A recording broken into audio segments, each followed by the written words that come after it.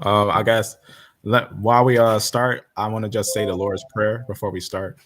Oh, Um, I just already started. I think we're live already. all But right. go ahead. Our Father in heaven, I guess honored be thy while we name. May start, thy I want kingdom. to just Let say me the actually, Lord's Prayer before we start. my bad, I had it open on the other end. Our Father in heaven, honored be thy name. May thy kingdom come. May thy will be done on earth as it is in heaven. Give us each day our daily bread and forgive us of our trespasses as we forgive those who trespass against us. And lead us on a righteous path and guard us from evil. In your name we pray. Amen. Okay, Amen. Amen. amen. Yeah. So, yeah, we have probably a lot to talk about here. And so I think we'll just go ahead and go to the graphs, maybe. What do Yeah, you think? let's. Oh, I'm here. I'm here with LionFarm. Maybe you should introduce yourself first. So, So go. Shalom. My name is Lion Farm. I go by that's what my channel name is, but some of my brothers call me Dietrich. I'm just here to, I think that it's very interesting how genetics are actually starting to show kind of a uniform understanding that the biblical narrative is true. But there's a lot of disagreement sometimes with how they split. But I think we can find out how it splits by looking at the detail, by actually looking at the detail. And that's why I got Jungle Jargon. I think that he looks at the details too, and like him and everyone else, we all know that fossils are accumulating to build the final picture, and that's actually what we're doing. We're starting to get all the fossils to have the final picture of um, what happened, right? When of old, right? What happened of old? What was going on with the time of old? It's so complex, but I think we can understand it. So we're going to also talk about the book Traced. So that's going to be kind of one of our focuses, but we're also going to talk about different splits and the details of some of the haplogroups and stuff. Okay, and I'm Jungle Jargon. This is my channel, the host of the channel, and we're going to bring up a graph here so that we can start to have a discussion here, and you can chime in anytime you want to say something. Let me fix this here, No and problem. we can start talking about it. Yeah, Okay. let's. I think what's interesting is some of the claims with Trace has to do with one thing we're changing. If you remember a long time ago they came out with this almost like a Natural Geographic thing where they said the genetic atom, Yeah. right? And if we remember, if people look very closely at that genetic atom, it supposedly was the Y chromosome A00.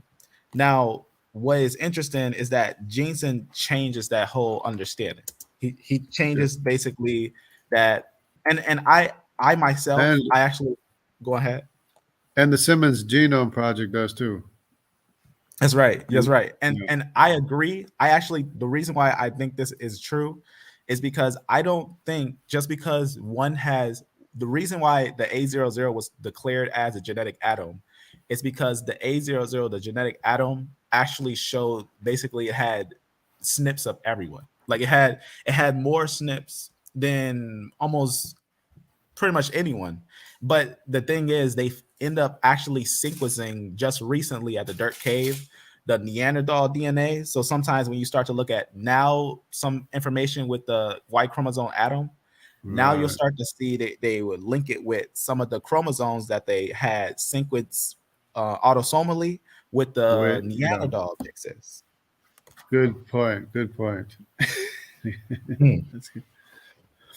Good So that point kind of there. that kind of Because yeah, changes yeah, everything. Go it ahead. does. Because if they migrated together and they were together, then you would have gotten both the DNAs together mixed up. Yeah, That's right. the G and the C. So that you have the C in Europe and you have the G in Europe and the F, and you would have like both of them in there. That's right. And it one of the biggest things with looking at the splits and the roots is looking at the pinpoints. I'm just downloading That's a very good point. I'm glad Trace you real said that. fast. I'm glad because that clears up a lot right there. It really does. And also what it also brings light to is the complexity of human origins. Like what is the real origin of peoples. because there is a book, traced, and it has some conclusions, but the only thing that it doesn't fully conclude is the middle point. There's a middle point that has a lot of importance that is important to look at. In fact, I think I'm gonna just get the book real fast. I just gotta go to my Gmail because it's a PDF and everything and whatnot. So I'm gonna just grab it real Uh, fast and then. Or do you also have you? I'm sure you w- probably have w- Trace. well, I was going to get it, but then there was like a big rush on it. I didn't get it, and I was kind of discouraged because of his conclusions. Yeah, his conclusions is rough. And I think that a lot of it is that he's not really interpreting the fossils, more looking at because we know that geneticists, they have that tree and they have the table of how people are connected, but not every geneticist has every fossil that ever came out. Yeah, Some papers that I can even prove that some geneticists don't even know about some papers of other geneticists. yeah, So yeah. yeah, that's possible. Like this one here, right? You have this C up here, but like you said, it could have been mixed up with a G. The C and the G could have been mixed up, and Yep. or the F. And the F is a category too. The F is a category of the G as well. And what I want to talk about what you're showing right here because this is so important. This is the right after the Paleolithic. This is the Mesolithic, right before the Neolithic, and obviously before the Iron Age. But notice what we're seeing here.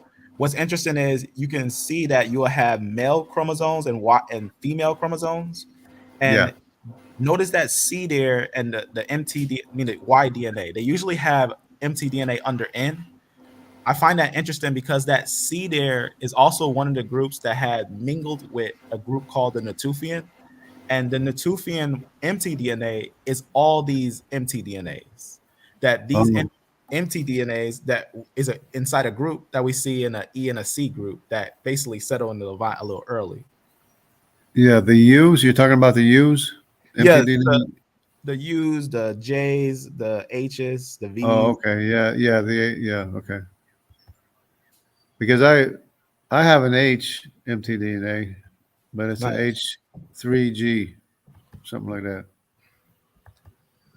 I'm gonna just grab this PDF from this order so that we can talk about this book because I bought it, and it's always good to review stuff because these type of things, it's what's the word I'm looking for? It's very important to talk about. It's very important that we actually understand what's being put in our face because I think Trace is a little. I would say for my understanding of these things, I think Trace is rushed. I don't think Jensen actually supports his theory or his idea with enough historical reports. I think the conclusion of saying, well, they're found here, so they must be this, is not really strong enough to tie things down because I think he doesn't talk too much about like the Sea People's invasion. He doesn't really talk too much about certain ancient invasions that I think we need to first address. That's why even now with the studies with the Marsh Arabs, they know that they're like a mixed company. I'm just trying to sign in on this thing so I can get this book real fast for some Yeah. reason. Is that Mesopotamia, Marsh Arabs in Mesopotamia you're talking about? Yeah. Yes. Okay. That's gonna be some interesting finds, but all of them are modern. But there are some ancient finds when you start looking like at the BMAC culture and stuff like that. But let me try to. I'm trying to sign in so I can get this Okay. app. If you need to share, then you can do that too. Okay, I'm gonna share my screen because I'm just downloading the app right now. All right, let me just.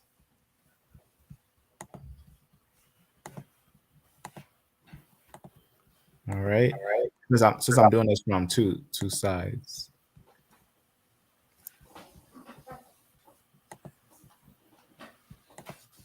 Matter of fact, let me from this side. I think I can do something. Share screen. I'm just sharing a window over here real fast. Okay. Or maybe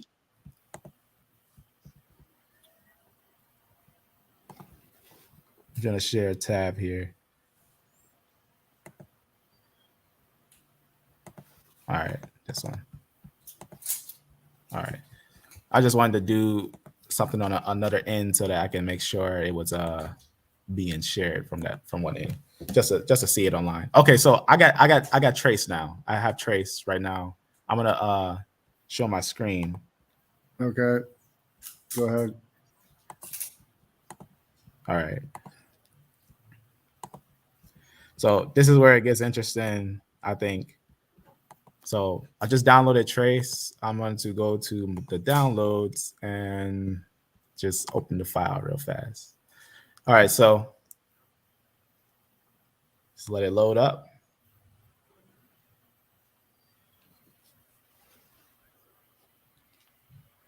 All right, so that's the title. So the book is Trace. Obviously, with Answers in Genesis, they're going to be a group that is touching on these things. So we're going to be actually looking at the details. Now, the first thing I want to point out in the book Trace, I think that the conclusion with E1B1B is very odd. I just want to show 1B1B. And the reason why I say that because he doesn't use any historical documents at this point, but he does say that E1B1B or the E lineage started together and they were in the Levant, but then they moved downwards into Africa. Also, he knows that it had links to basically the Egyptians. But let me go down to this one part specifically. Little down here where he starts to more get to the what he claims it as once we started looking at some of the Arab lineages. So about here, speaking of the language of E1B1B, and he talks a little bit about the era of basically where political control of Egypt belonged to Europe, basically, the Roman Empire, in the middle of the AD 600s. And obviously that's kind of important to understand that Rome had control of the areas of Egypt. But then he kind of switches down to Muhammad, which is, 600s will be where Muhammad rises up. On the Arabian Peninsula, Muhammad and his followers, right, unfurled a massive campaign whose now this is where it gets really interesting because he's obviously letting us know that's going to be on 3 continents. We're gonna obviously know what 3 continents it is. It's talk about Europe, Asia, and Africa because they go into basically from the Levant, they spread to all these areas. That's why he says in the West, Muslims rule in North Africa, pushed into Spain. In the East, Muslims pushed to the border of India, but never conquered it. To the northeast, Muslims extended into Central Asia. And now this is where it's going to get interesting. Watch where we conclude right here. It says today just talks about the political structure. I'm just going to kind of skim through this part just to get down to where we're going to get the summary of it. Just talks about the history of the Arab rule has been lost. Now this is the question. Has actually the history of the Arab rule been lost, or have we not actually looked into the history of the Arab rule? Because that's the big question. Do we have historical documents about movements of Arabs? And we do. We have tons of historical documents with movements of Arabs and even the Muslim conquest. So I didn't understand that part.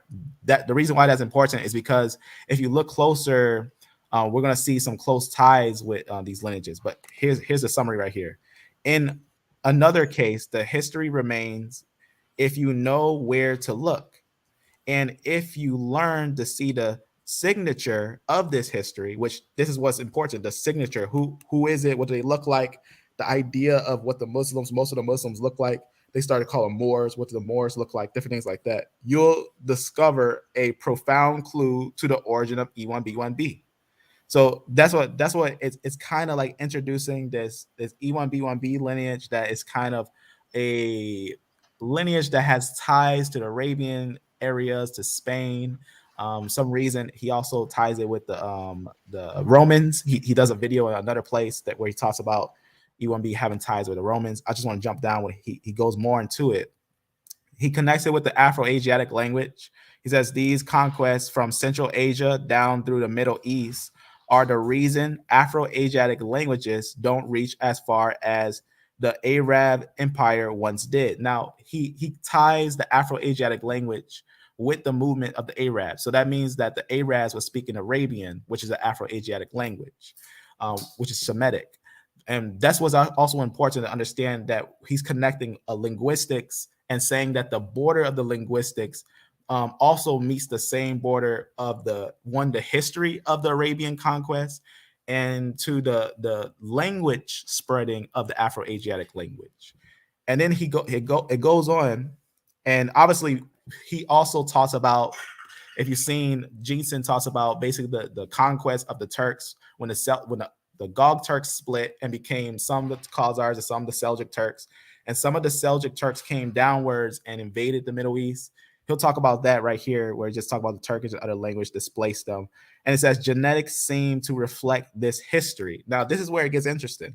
Now, if we're concluding based upon those historical understanding that the linguistics match, that the historical understandings match, that they were Arabians, that they had spoke Afro-Asiatic Arabian language, and it also matches the limit to the conquest, and it matches genetics. It says genetics seems to reflect this history.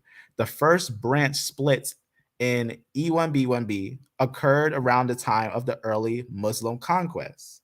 Now, that's what's really interesting, that he's concluding that split at the Muslim conquest, but he goes on and says today the geographic this I always get this word all twisted. This distribution of E1B1B overlaps the distribution of languages Afro-Asiatic.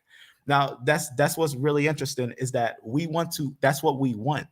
We want to find what matches with Afro-Asiatic. The reason why is because almost every historical document starts to bind Afro-Asiatic. Now, I don't think only E1B1B is only Afro-Asiatic, but I think E1B1B, E1B1 lineages are highly Afro-Asiatic.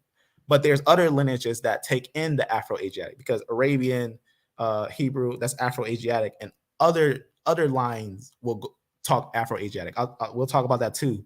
But still concluding with the Afro-Asiatic, he goes on and lets us know haplogroup E1B1B is heavy in North Africa, where Arab Muslims reign uninterrupted by Turkic or Mongol incursions until at least the 1500s. Now, that's where we want to look at, because the 1500s is so dramatic. We can actually find out what happened in the 1500s. It has to do with things like 1492. The historical documents in 1492 would tell us what happened. We know that the Muslims were in Spain. Some was in Africa, but a lot of them were in Spain, and there were Jews also there. And we know that people were being pushed out of Spain when the barbarian conquest reached its peak. For example, we know that the Romans were conquered by the Ottomans, I want to be exact, 1453, something around there. And when the Ottomans took over, shortly, not even 50 years later, almost all the barbarians, they basically, once being broken free from Rome's ties, they became the new power, and they ruled over the upper areas. And the only reason I say that, because that's when we look at the historical understanding of it, we can get a large picture of it all. But concluding still with that, you can see that the 1500s will be very important to see the historical documents. It says the Middle East and Turkey, E1B1B existed at lower levels. E1B1B is also presented in Spain, where Muslims rule was eventually pushed out by European conquest. In the Balkans, Ottomans may have brought pre-existing E1B1B lineages into Europe during their several countries of occupation. Now, this is also important. I talked about this before, that the Turkish lineage is not just one line, but the Turkish lineage is a mingled people. The Turkish lineage is actually a mingle of peoples. You know what I'm saying? Like, for example, Yeah. we could just look it up. If you look up the ancient Turkish haplogroup, I got a couple of different studies that actually I sent to someone that I could probably look at real fast. But if we look at like now, obviously these are going to be more modern Turks, but it's going to be like a Turkish haplogroup, and we can see E1B1B inside of them. We can see T, we can see R, we can see all these different groups because the Turkish people, when you look at the even in the ancient genetics, the Turkish people is a mixed and mingled group. It's a group that basically, because we got to remember, if we're talking about the biblical narrative, right? We're talking about a people that started about Mount Ararat, Mount Judy, around that area, like it's just like a circle area. You can just like make a circle around like the Caucasus Mountain, to the Caucasus, to the Zagros, to Sumer and stuff around there. Just make a giant circle. And what we notice is that if everyone was Ham, Shem, and Japheth, and everyone moved and migrated, you would expect that you wouldn't expect another random type of people to come from this way. Rather, everyone should be over here and work their way over this way or any other place. And it's a mix of different peoples. It will be a mix of peoples of the original Ham, Shem, and Japheth Right. line. So the same thing could be said of the Arabic people too. Would have been a mix of people too, including the E1B1B, like you said, right? Exactly, and that's the point. The point is we can't just say, well, since it's a large group of this, they must be this thing, or if it's a large group of this, they must be this thing. Rather, I think the fossils would tell the story and then matching it with the historical documents. Like if let's say if we knew about a king, like for example, there's a known ruler of certain lineages of peoples, like you can think different rulers, different, like for example, Napoleon, right? We don't know exactly what Napoleon was, but he had an E1B1B. It kind of makes a mystery, but if we had like history of his family line or things like that, we can get a good idea of where he's connected to. But I think someone that would be more interesting to evaluate who they are would be someone that would be more ancient. Now, because we can't pull up Abraham, Isaac, and Jacob, we can't say that we found Abraham, Isaac, Jacob. We can't say we have a prototype of what exact bloodline it is. But what we can conclude is that if we can follow them historically, then we can find out where they're at. Now, what's interesting is that E1B1B does move into certain areas where we do see places where they say these would be Israelites. But we also got to find out what group is also with those ones with Israelites. For example, I was studying what this study also talks about. Let me point something out on this. This study also talks about when concluding the E1B1B, because it just goes on and talks about the Arab conquest, and then it talks about to the places where Arabs didn't go, like India, China. They say E1B1B is not present. So that's fairly interesting. But let me go down a little bit to that when he starts talking about E1B1A, because he connects E1B1B and he goes to E1B1A, which these lineages actually are fairly important because the way that they are understood kind of gives us an understanding to a major picture. Like for example, let me just go to this part where he connects the E1B1B and the E1B1A, kind of his movements and everything. These ones are something, but let me see where it is, where because it's more important when he starts talking to history. So right here, these also are important where he talks about Jay. I think it's his book is actually, like I said, is controversial, but these type of claims I think is very heavy. Do we have a prototype, or what is the historical verification of a group? Are we using modern people to determine ancient people? Are we using ancient people to determine modern people? That's what I'm saying. I think that's what he's not also focusing on, that we're not looking at modern people to determine ancient people. We're determining people who they are today, because we know that from everyone today came Ham, Shem, and Japheth. Not that Ham, Shem, and Japheth came from everyone today. So it's kind of like we have to work our way, not backwards, but try to find a fossil and work our way forward. That's what we have to do. The reason why I say that, because watch what he says here. He says, among the rest of the haplogroups that exist in modern Jewish men, right? Few stand out as good a candidate for an ancient Israelite lineage. That's what you'll say. Few stand out as a good candidate. After J1 and J2, the next most abundant lineage is E1B1B. Because we know that Ashkenazi Jews, the if you see the Y chromosome, the Ashkenazi Jews, it does look kind of like that's why you'll see some things where they'll say this thing or that thing. The reason why he's saying that is because I'll go into it. What he's concluding. Let me just finish reading. After J1 and J2, the next most abundant lineage is E1B1B. It just talks about the table above. So the table above, just to show it right here.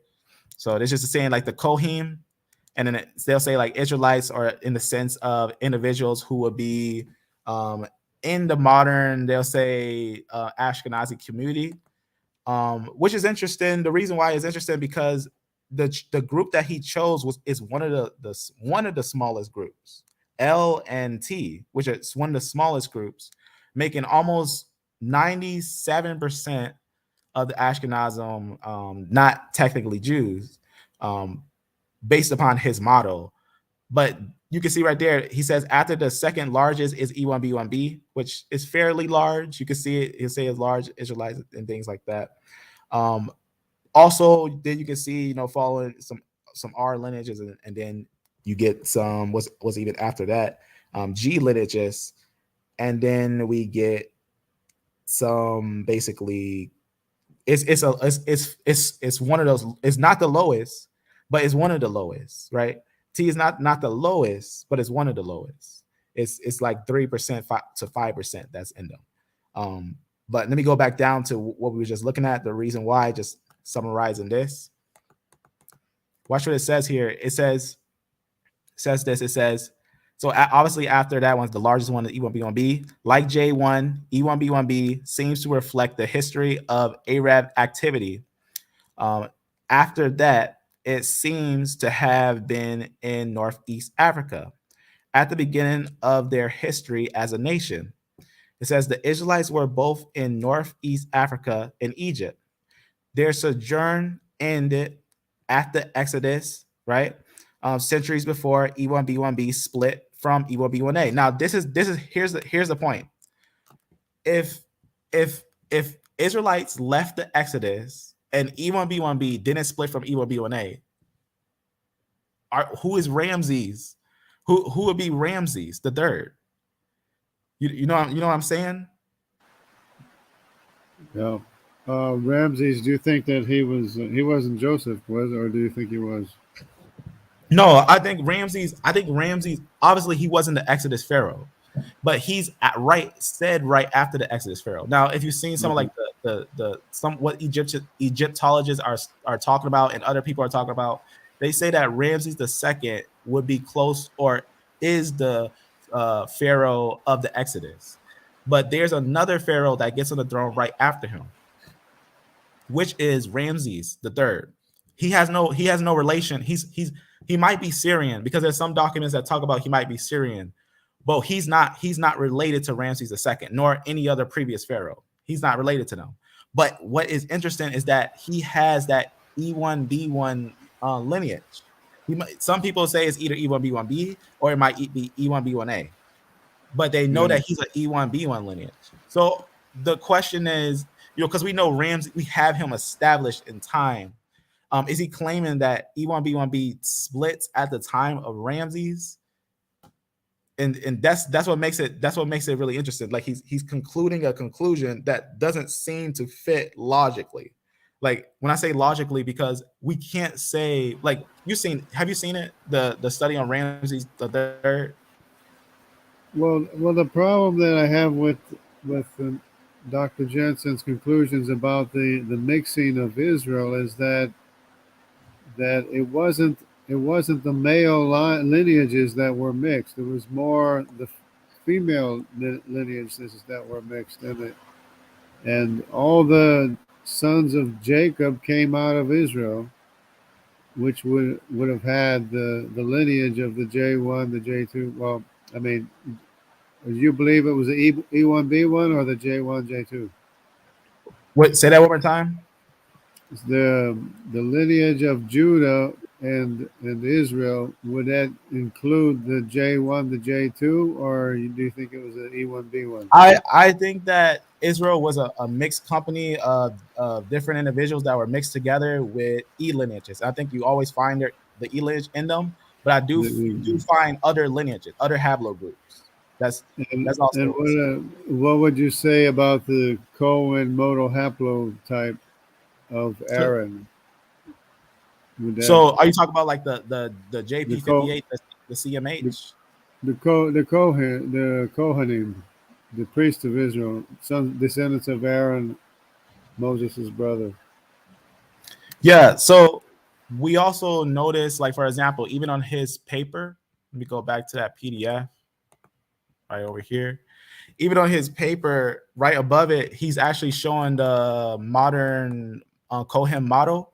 So we know that he's concluding with the J1 and J2. He concludes that obviously, looking at the picture of it, is that it shows some what's the word I'm looking for? Some complex turns, that it has some interesting secrets. Now, I will say this with the J lineage, that the J lineage might more be, if it was part of Israel, it'd be more adopted in. Now, the reason why I say that is because the Armana letters. In the Armana letters, it talks about Sidon and Tyre. And it talks about that Sidon and Tyre was basically working together with some of the people who would be taking over the Levant, like some of the sea peoples that was coming down. What's important about that is because they did do a genetic study and they did find that JP58 was in Zyra and Titan. Now, even when taking the biblical narrative, we know that if we look in Judges 1 and 2, technically the Israelites weren't in Tyre and Zidon, but the Well, Canaanites.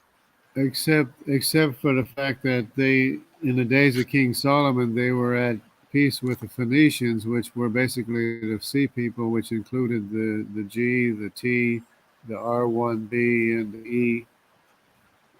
So it was like a mix of people in the days of King Yeah, Solomon. that's right. The Sea People was a very mixed company, a very mingled and mixed company. But we got to also remember the statement was that it's during the King Solomon is that when they was at peace. But Solomon wasn't mixing with them. He wasn't, in a sense, mixing, as Israelites were moving there and they was moving here.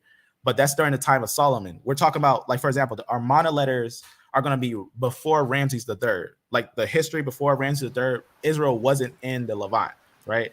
We know that Yeah, Israel during the time of Moses and Aaron, right before they left I'm talking when they was going to the Pharaoh and saying, "Let my people go," they was all in the upper area of Africa, in Egypt, and they wasn't in this area of the Levant. But the haplogroups of J are found in the upper areas of the Levant, um, early, yeah. a little bit too early to But be the but you can understand that any Hebrew or Edomite or Ammonite or Moabite would have had the same J haplogroup as descended from Arpachshad or Faxon. So we gotta also ask ourselves: did they go into Sidon? Did they go into Sidon and Tyra? Well, that would definitely be the days of King Solomon, I believe. Yeah, because I can show more mixing. Not that it was intentional. It wasn't intentional mixing, but there was missing. Because for example, you have men, single men, going into areas where there's women, and they would be leaving their Y chromosome in the area, and I could show them going all the way to America with that same signature of the G, the T, the E, the J1, J2, I1, I2, all in America. I can show a study of that or a chart. Yeah, no, the reason why that conclusion is like that is not just that, it's because the roots of J. Like for example, J doesn't start in the Middle East for a long time. J J's origin, just to kind of show that this is gonna be a chart of all J's origin. This is where J starts. Haplogroup J actually starts at Georgia, at the Caucasus Mountain. And what Jensen is, he concludes, is that they do go they don't actually go down first. They actually, what they do in the Mesolithic time frame, they actually go up. This is actually going to be one of the papers that came out. This is going to be from, they'll say about long time ago, a real ancient time ago, and they're up here in Finland, and they're here for a long time because after this fossil here, it ends up moving to over here, and it dwells there for a long time, and then it splits. What happens is it splits and it basically diversifies, and it goes a couple different ways. This is why in his book you'll see that he'll talk about it becomes the Turks, because there was a JP58 that was found in 2020. It's UUS. Let me make sure I word it right. UUS 001. UUS 001. That one was one that was found about the Bronze Age, or about the Israelite time frame, about the time frame when the Israelites was coming out of the wilderness. That was a Turkish lineage that was all the way in Mongolia that they end up finding in 2020, and that's what Jensen was talking about. He was concluding that this group ended up expanding, and this is the actual subgroup of what we find in technically the Ashkenaz, and not just the Ashkenaz, but Well, Spanish people, Greeks, many there's a different. couple of things I would say. A couple of things I would say to that is that I would question the age of those groups, because that looks like the Silk Road, which the J2 traveled frequently. And the other I thing, I, I it, agree. it That's why I looked into it, and what I actually found is that they were a culture of people. The culture of people. Let me actually show it. The reason why, when you look at some of the groups, they also look at the ancient culture. So like right here, this is the culture where it was found. This is I'll show a quick example right here.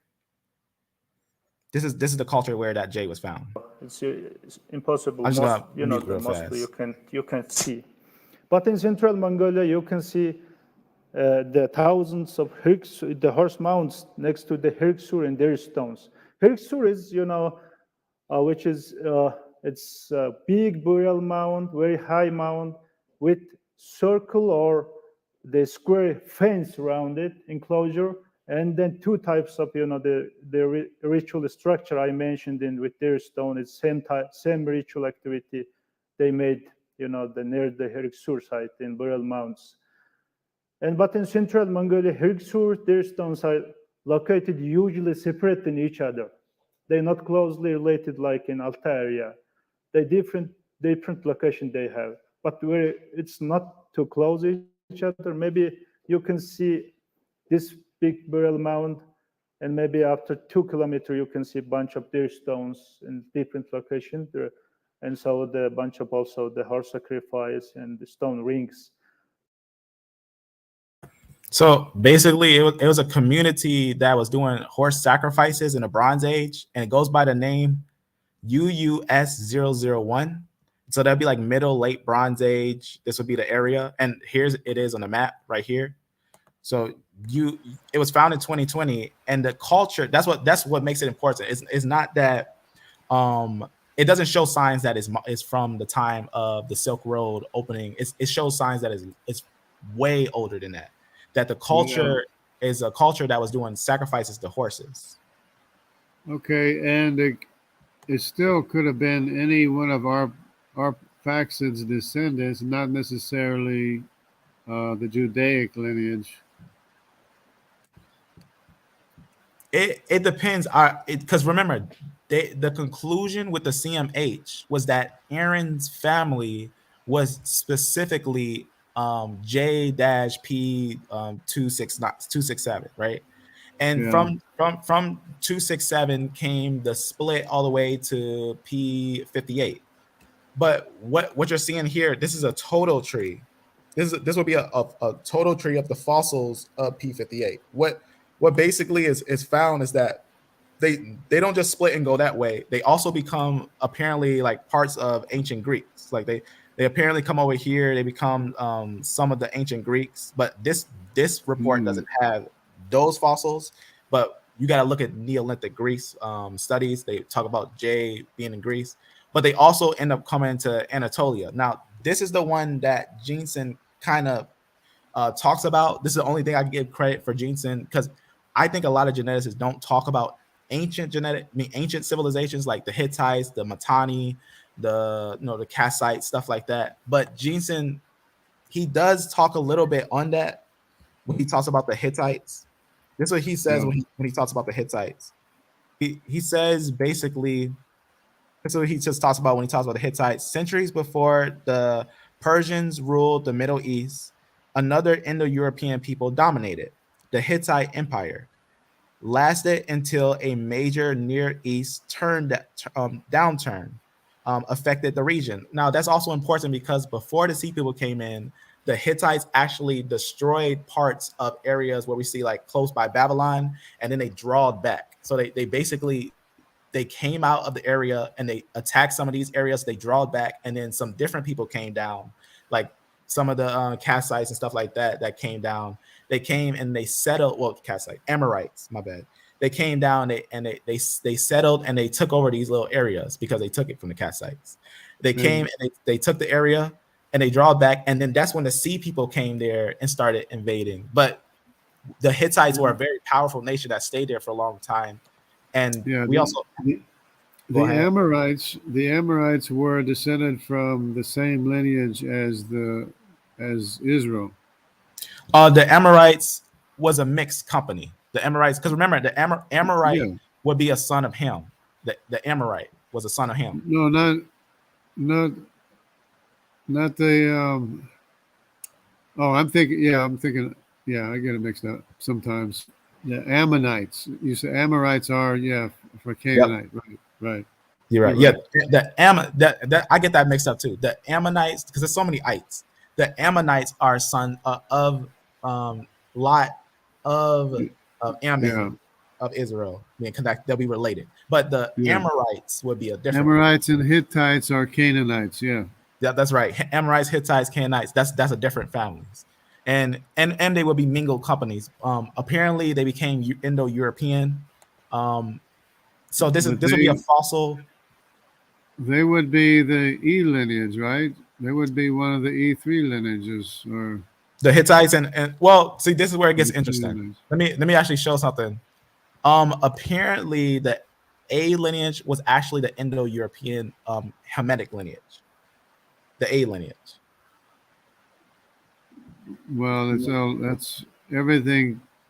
Everything supposedly comes from A and B, but A and B I have allotted as the Cushites, and C and D is Nimrod. I think they are Hamites. I agree. You're right. And then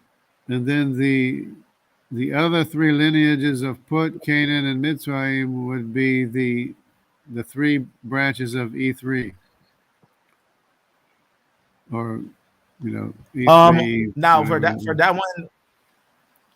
I think for that one we're gonna look a little closer on how they split, how A and B and D and E and CF splits. I think that's gonna be important when we look at those three lineages: A, B, D, E, and CF. Those three lineages are gonna be important to note some splits. But let me show something. Let me show something real fast, because sometimes I fossil hunt. I try to find like papers with fossils or studies that's talking about ancient peoples and different civilizations, and I found something kind of interesting. I found a paper that was talking about a bunch of different finds of European groups. And what it actually had on it, to my surprise, was that it actually would have A groups. And what I thought was interesting was that some of the A groups would actually be Indo-European. Sometimes in ancient areas of Indo-European. But obviously, we know the dates are exaggerated. See right here, here's an A with a mtDNA with U5. There's an A haplogroup in France, and they say 10,000 years ago, but we know that's exaggerated. That's in France with an A group. There's also some other ones that was found. That would be, I believe, the Cushite lineage. Yeah, I think, and remember, CF is a fossil. This is going to be a fossil of CF as one group. That's important because the way that they later split.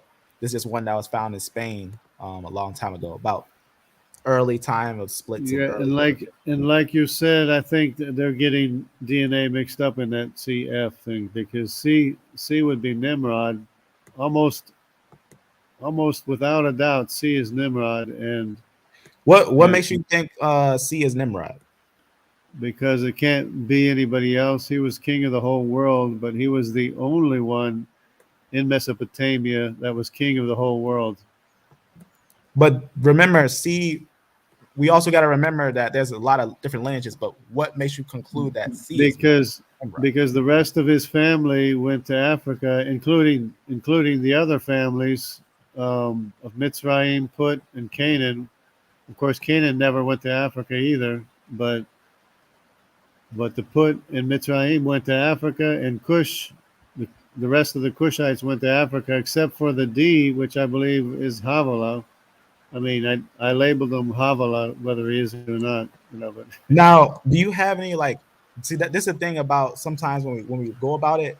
Do you have like any like historical document that would tie a person, or did you find like a fossil that would say that? Because this is the thing. Remember, we can also show T went into Africa almost 5,000 years ago. well, because Are C went into Europe. Nimrod is the Assyrians, right? Nimrod mixed with the Assyrians, and the Assyrians went to Europe, and so that's why you have C1 in Europe mixed with G and F. yeah, but remember, R went into Europe, N went into Europe, different Yeah, but lineage. those are Japhethites, though. Now that's the thing. If we look very closely, like for example, just like an opinion. Now we do have fossils of that JP58 in the lands of the Hittites. Now I just want to show you what is said on this thing. Now again, we're reviewing it, but I don't 100% agree with it. But this is a fossil where he says right here, the Hittite Empire lasted until a major Near East turn down affected the region. In the mainstream timeline, the late Bronze Age collapse. So that's actually one of the major time frames, the Bronze Age collapse, 1190 BC for Hittite fall, just presides the date for the split for J1 and J2. So it lets us know because what I showed you was also a root lineage that was It found. precedes the day of the split. Precedes. It comes before the split, right? Or Yeah, it's basically what he concludes there, because that's just, I don't know why he just says that little piece, but he concludes more a little bit down when he starts to talk. He says right here where he says basically J1 and J2 split. It's about the time of the fall of the Hittites, and the original J lineage may have been the Hittites, who would have given risen to people of the Arabian Peninsula in Iran. So, because remember, he's also noting where because remember, they started at the Caucasus, but they went to the Finland, Hittites split, aren't and the Hittites aren't they Hamitic? yeah. So the Hittite nation was invaded by Indo-European peoples. So the Hittites were mixed with the Indo-European peoples. So they mixed with J. Well, I mean, of course, remember, it's not just Israel. Israel is one lineage. Judah is one lineage, and there's the Amorites, the Moab. I mean the Right, but remember, we're talking what we're looking at. The reason why we want to look at roots is because it's going to let us know like early Ham, Shem, Japheth splits. We want to look at like where did Ham, Shem, and Japheth their roots, because these, when we start looking at Middle Age stuff, that's like middle. But if we look at like ancient time to the root, like ancient civilizations, then we're going to start getting more of a picture of who we're dealing with. Because remember, if we look at illustrations like historical documents like Flavio Josephus, other writings, it'll tell us where people went. Like, for example, the sons of Abraham of Mahdi, the Median people, we know that yeah. they went into Africa. And when they took Well, Libya, they called it Africa. We know that like what I'm saying, Abraham had 7 other sons besides Israel, and Abraham himself was a Hebrew, which is a people, right. that was descended from Arphaxad. So there's a lot of people that could be J2 and J1 that are not necessarily Israel or Judah.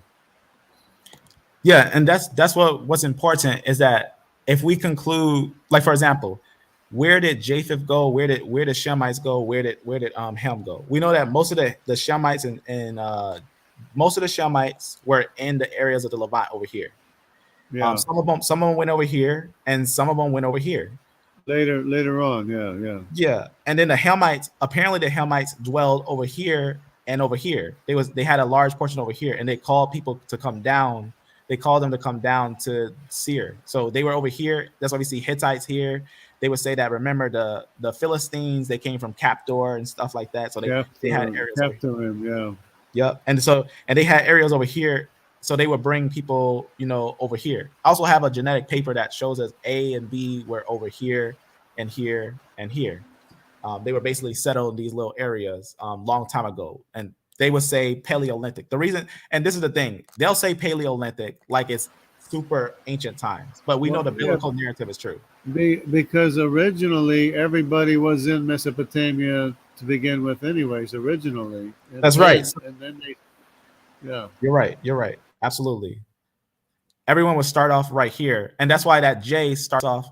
It does start off in the Caucasus. It does, and that is what we see with almost every lineage, even E lineage. They all start around here, like the E lineage with the Natufians, the J, the other lineages with these lineages. Also, the A lineage. It actually starts around these areas. I got papers that talk about A actually started outside of Africa, which is basically where the ark landed. Yeah, exactly. They all got off right here. All modern people got off around here, and what happened was Japheth went north. So that's the thing, that the reason why he concludes that J has connections to the Indo-Europe people that took over the Hittite area is because when J went north, a lot of the Japhanites, they did go north, and also they became groups like an ancient lineage called Isham. You probably seen that is a fossil that basically talks about that IJK was one group. That basically it concludes that the IJ group and the R groups, all those groups were basically about in one group. Because that IJK fossil, that's IJK fossils, your GHIJK fossils, your HIJK fossils that talk about that these were one family. But this, okay, so yeah, I think I'm understanding a little bit better how things are getting mixed up, because they're mixing up people groups like the L and the L and the T and the O and the N. I think they're mixing them together because of the fossil findings, which aren't necessarily correct. well, did you see the Isham find? No. So let me show you. This is actually a really interesting fossil. Isham. What makes Isham kind of important? I gotta open up a note real fast. Let me just pull it up. What makes Isham kind of important is that Isham was a person, but is an early evidence of people mixing with Neanderthals. Now, the fossil said about, they say 50, 60,000 years ago. But what's interesting about it is what haplogroup it is, the exact haplogroup that it is. It has a female lineage of basically R star. But you know that Neanderthals were Eurasian anyways to begin with, right? Right. Neanderthals were in the areas of Europe and Asia. Yes. Yeah. Now, but we gotta look careful at what's the word I'm looking for? At exactly what Isham is. Let me just, and here's a paper of Isham. This just talks about the one that was found. The reason why is important because, like I said, it concludes. Let me just go down to where it is. So you can just see it. It'll just be like a really ancient one. Just talks about, it can go all the way up to, they say 66, 6,000 B, long time ago when they talk about Isham. But let me go down. Let me just note here that we're not biased at all. I'm an I, and I think I is Semitic. Dr. Jensen is an R. He thinks R is Semitic. And my brother, Lion Farm here. What are you an E? I am not an E. What what's your Y chromosome? My Y chromosome, to the surprise of it all, is the same as Jensen's. R1B then. Okay. Yeah, Yeah, because King Tut was an R1B too. that's right.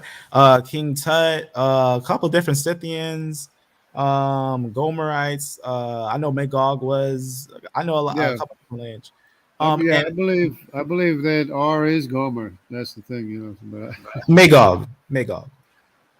Magog I have as O, but No, do you have a source for that? You know what Magog is I just translated have to? I just have it as the largest group being O, Right. Magog. You also know that Magog was the Scythians. Like historically, Magog, like for example, Flavius Josephus writes that Magog was the Scythians. Well, yeah, until they moved out, it's Gog, Magog, Meshach, and Tubal, right? Yeah, no. I Until mean, word for word, like Flavius Josephus says. For example, let me show something real fast. What I mean. I got a well, paper. I got a note on Magog and Magog, and according to tradition and history, maybe, but according to Y chromosome, I don't believe that they actually stayed in the area here I'll show you. So Magog is translated later on to like the Galatians and everything. Like, because like because the Scythians are R1A, aren't they? R1A mixed with I1 and I2 and J2 or whatever. yeah. The reason why I say that is because one, we gotta look at history and we gotta move with the history. We gotta move it all the way to the time. Like for example, the Magog become the Scythians. The Scythians actually become the Galatians, and we can actually find the genetics of the Galatians and the Scythians because what they do is that they are right a little bit above the Caucasus, and you got a group called the Royal Scythians. Now the reason why it's important is because the royal Scythians, they would have their like leaders or their kurgan, and they would bury them a certain way in domes, and you can Hmm. find their genetics of who they are, and that would be like they would say royal Scythians because they would like to be the chosen royal line of the Yeah, Scythians and everything. but some of them were actually Jews though that came back in the New Testament times when in the time of Paul, right? Some of them were actually Scythians. It's actually mentioned in the Bible, which you Wait, know I seem to think that they were Jewish Scythians, with a Jewish heritage. And oh no, you're talking Sumerians. no, Scythian is in the Bible. Paul Yeah, talks no, about the yes, Scythians. Scythians are that's going to be the Galatians. Scythians are the Galatians. For example, look what the first century historian Flavius Josephus, living about the time a little bit after Paul. He actually writes, this is what he writes. He says a little bit of Japheth, the son of Noah, and he talks about his children, right? Gomer, we know Gomer he calls them the Galatians. My bad, the Mhm. Gomer is the Galatians, but the Magog was important with Magog. It says right here, Magog founded those who him called the Magogites, but this is what's important, but who are by the Greeks called the Scythians. So we're able to connect two pieces together that the Magog and the Scythians would be a people. They would be a people, and if we want to find Magog, we got to look for the Scythians, and once we look at the Scythians, we can get a good idea of what we're seeing. Yeah, well, there would have been Y chromosome among them, but it wouldn't have been the only OY chromosome. Well, do you have like a genetic paper that shows Scythians Y chromosome? Well, I mean, it's in the area. The O is kind of like in the area, but Right, but remember, Scythians last about 900 BC to 300 BC, and then they fell. But we do know Scythians continue a little bit into about maybe 200, 300, but then they uh, merge well, into other. I have to check, but it could have been the area of what was Magog, but it wouldn't have been the only people descendants of Magog. I don't believe. Now, I only believe the only reason I'm saying that I believe the R is Scythians because I did find a fossil of a royal Scythian, of one of the royal lines of the Scythians. And the way we know is because we found them in one of the mountains called the Kurgan Mountains. For example, let me just show a picture of it when I screenshot it a little bit here. So right here, let me see, no, not here. Go a little bit down. Let me just make sure right here. Okay, so right here, here's a study. They was looking at the Scythians, the Kurgans. Now we know that also Scythians have Q and they have R1A. We know that some of the Turks and other groups have that as well because Gog Turk Scythians, they were fairly close with each other, mingling. But the leader that was buried in the dome, had R1B. The Scythian Yeah. sample that was buried in the dome, he had R1B, one of the royal Scythian samples. The Scythians were found to be closely related to certain these cultures. Right. So that's not a problem. That fits very well because that would be Ribfaf. I believe R1B. Well, it could be depending on whether I have it right or not. It could be either Ribfaf or Ashkenaz. Now that's gonna be from Gomer because this is more like Scythians, Magog. Yeah. Gomer would be like I have R1B, R1A as Gomer. That's Gomer. no, yeah, no. This isn't Gomer. The reason why, because remember, Gomer and Magog are different. Gomer and Magog would be different, but this royal Scythian would be a Scythian, and it said the Scythians are Magog. Now, this is only one historical document. There's other historical documents, not just Flavia Josephus, that tells us that the Scythians were Magog. That's what the reason why I'm concluding Yeah, that is that but Josephus didn't have their Y chromosomes to be able to tell who was who, right, but and we know we that do have the Gomer. Kurgan. We Like for know that example, Gomer is you know in, what a Kurgan is? but we know Gomer was in Europe, right? Yeah, and this was in Europe. And Madai was in Europe too, and Tubal was in Italy. Kurgan. So, I mean, that's just what I'm going by is where people went, where people were for the most part, and Meshach went north, and so I think Meshach is in, and I think O is Magog. All right. So now that's the thing. I think it's important that we don't do that. We don't think, we just like source talk. Let's show what is your conclusion that O is Magog? You gotta show a source, you gotta show a haplogroup, and you gotta show historical documents to connect them. Well, Otherwise, because he went I feel like because he went north with Meshach and split off from Meshach. but who's Meshach? Meshach is the son of Japheth. Right, but who right, Meshach and Tubal, but what haplogroup is Meshach? And In okay, so this was just to make a let me just go back real fast. So just to kind of like make it clear, let's kind of restart and let's establish it. Let's establish the Y chromosome of what they are and match it with historical documents instead of like saying, well, they're here today, so they must be this today. You know what I'm saying? yeah, but Josephus didn't know their Y chromosome, so he can't really say if it was actually, it could have been the land of Magog, land of Meshach, but they could have moved on. Right. But remember this um this also the one that I'm talking about was found in one of the it's hard to explain. I'm trying to find a good picture. I found one, but it's a dome. It's like a dome. It's kind of like, you know what, Egypt? It's kind of like finding a pharaoh, right? If you find a So, pharaoh, then you're finding like someone that was like so, a so ruler. you think that you are descended from Magog? Is that what that means? I That think Magog? I don't know exactly when it comes to the mixing. It may be, but I know that it's of Japheth. I know it has to be of Japheth. Well, yeah, oh yeah, I think it's Japheth, but I don't think it's Magog. I think it's Gomer I don't think it's because Gomer.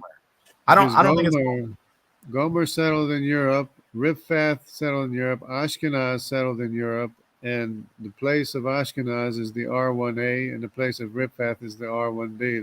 That's how I signed that.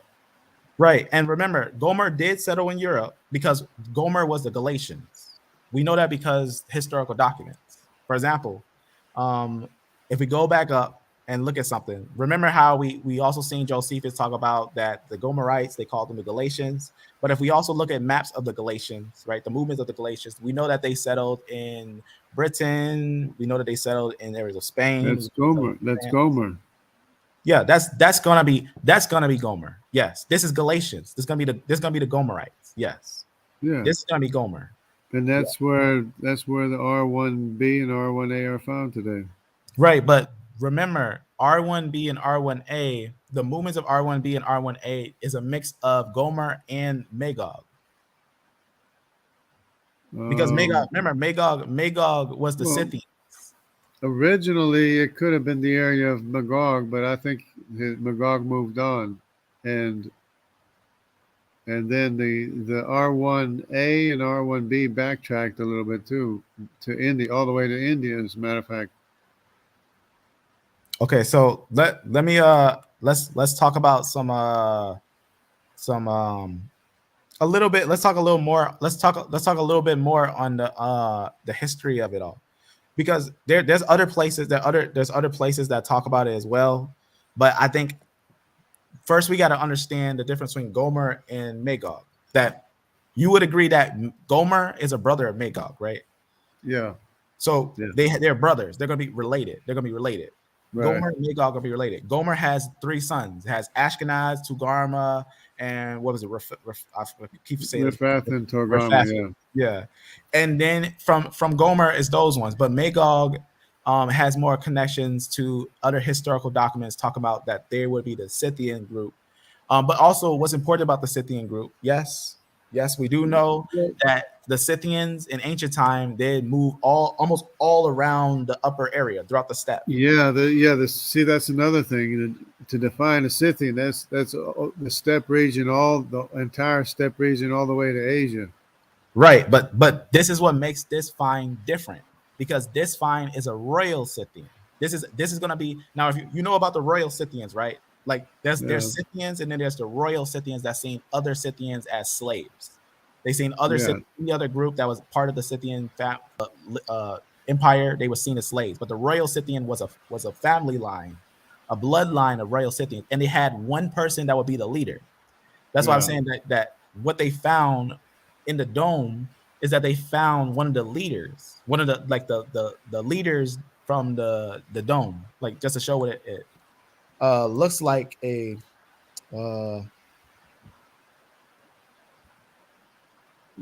but I believe that they're not the only descendants of Meshach and Magog. They're not the only ones there. I mean, Meshach is still all the way north, but Magog, I believe that they moved on.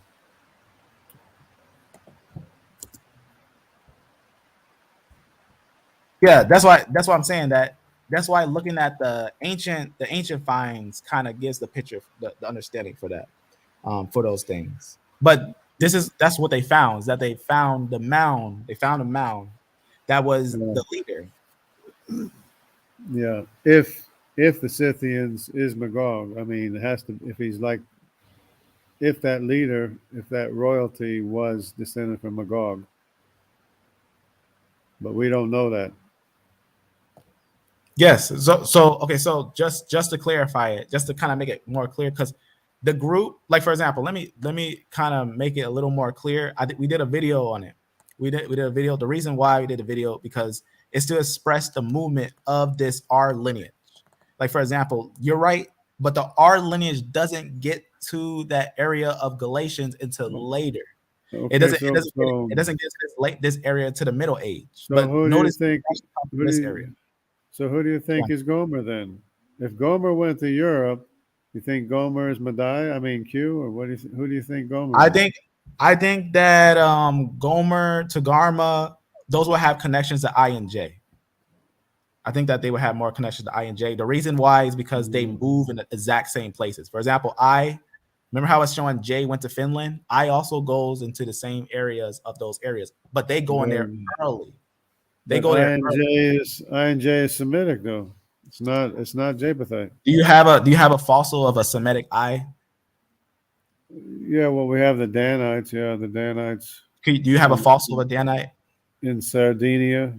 Yeah, lots in Sardinia, in the Danube River. Do you have? I'm saying. Wait. I said, do you have a fossil of a Danite? In Sardinia, if there is one, it'd be in Sardinia and the Danube, probably yes. But do you have a fossil though? Like, are you basing I Shemitic based on fossils, or are you wanting it to be Shemitic? Yeah, because of Sardinia and the Danube as being the places where Dan went to. Right, Dan went there. Dan went there, but does that mean that I is Shemitic? If that's the majority of the population there, is it the majority of the population? Yeah. Let's look it up real fast. So what is that? What is the population? It's the Sardinia and the Danube. Are you talking about the Caucasus Mountain? The I2. No, the I2. All right, wait, let me type it out. Look up the I2 where the I2 is. I could show it too if you want. Yeah, if you can show that. The only reason I say that because I never seen I Semitic. I never seen it Afro-Asiatic or Semitic. Because remember, Hebrew is Afro-Asiatic, so you have to show an I that's Afro-Asiatic. Well, it's I and J. It's like, for example, hold on, I gotta share here. Let me try to share a little bit. No problem. Let me go. Try to share this a little bit. Okay, can you see that? You have these three groups here. You got A, B, C, D, and E. Then you have F, G, H, I, and J. Now let's talk about this real fast because this is a table, right?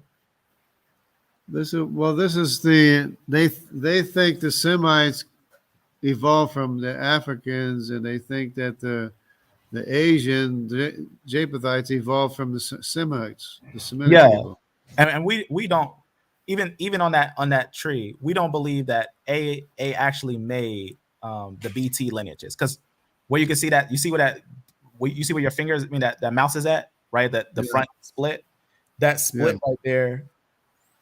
If you go down one node, well, we can look at the Simmons Genome Project too, to get a better idea maybe, but they have this is what I believe is Hamitic, is the A, B, C, D, and E. Then, and this includes the C. They think that the Semitic people evolved from Nimrod, which is the C, and be the F, G, H, I, and J. And then they think the Japhethites, which is K, L, M, N, O, P, Q, R, S, T, evolved from the Semitic. Now, do you honestly don't believe this split, do you? No, this here I don't believe. Yeah, because I agree. I don't believe it. But the groupings are correct though. No, so like for example, go to the node where you see, go to the start and just go. Okay, hold on. Let me find the other one. Okay. I was just gonna say that CT was at 168, and that split, because you said like the monophylactic families, actually the YAP lineages are completely different than the A and B lineages, and the A and B lineages and the YAP lineages are different than the CT lineages, which are actually here's the I group, which would be I2 here and I2 in this Balkan region here. And this is modern genetics or ancient genetics? But this is both I1 and I2, but the I2 is mostly in Sardinia here and the Danube. Right, but are they Afro-Asiatic? Well, I believe they're Semitic. Right, but do you have a paper that says these are Afro-Asiatic Semitic? Because it's Sardinia. Sardan would be Prince Dan, And this is the area of the Danube. Danube River is right here. This is the area of Danube River, and that's highly I2, which I could show in probably in another one. So I have a conclusion with that. So are you saying that that whole island of Sardinia was Semitic? The majority of the population. Okay, so can I show something? I want to show you a fossil. I want to show you a fossil real fast of that same location, that same exact location. Okay, let me just see if I can, before I switch. Of course, this is B Meshach, right? And this is the I1, I2. Well, I think this is the Balkan Turks, but they're not showing which area. But you can see the high population of I2 here, but it doesn't say where it is. But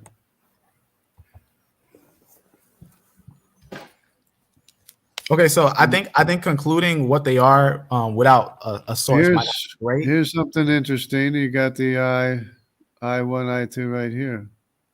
Right, and that's going to be in This is the Danube Greece. River. This is it's a Danube River area. This is where it was named after the Danites, Danube River. Right, and So and we also got EM78 there. That's IM78. That's No, that's E. Your picture's kind of blurry. Zoom in. Oh, that's E. Oh, that's EM78, right? And this would be I2. So we also got E's there and H2. So that would not tell us which one would be Danites. That doesn't tell us which one is Danites. And also, are these fossils of ancient? Well, these would be fossils, right? Right. Are these fossils of Israelites? Wait, let me ask you a question. Was Israel in Europe in the Mesolithic time frame? Well, the date is not right. I agree. I think the date is not right. But the I2 is in this area of the Danube for sure. And in Sardinia too. If you looked at something in Sardinia, it would be in Sardinia as well. So are we concluding that we can use the Mesolithic time frame as an Israelite time frame?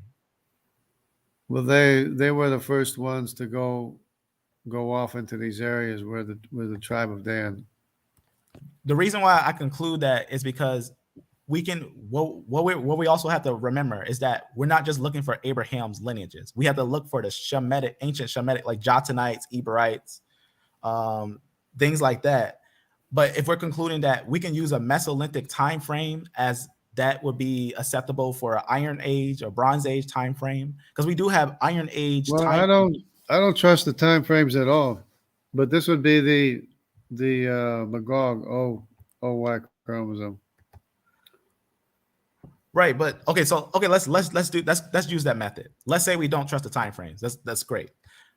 But can we prove that I is Afro-Asiatic? Do you have a paper that says I is Afro-Asiatic, Semitic? Well, that is by the graph that I was showing you. Remember the graph? Yeah, but that wasn't Afro. It's the same thing here. All right, let's actually break this graph down. Let's look at this graph and break it down. Let's actually look at it and break it down. See the F. You see that CF right there? F, G, H, I, and J is Semitic. That's totally separate from. Wait. Look at the top where it says HIJK and IJK. You see that where it says HIJK and IJK? The GHIJK would be Arpachshad, yeah. I mean, it would be Semitic lines. Semitic. Okay, so let's think about that. I'm R. I come from GHIJK. I come from HI. No, you don't. No, yes, I do. Yes, we do. Because look. No, it's totally separate. K, LMNO, PQ, RS, and T is totally separate. Does K make itself? Does KM9 make itself? K is totally separate. Where does K come from? Remember what you said? Remember what you said about the mixing? Right, but where does K come from? Where does K come from? K is just go up one node. Go up one node. One clade. One node. One clade. K comes from what?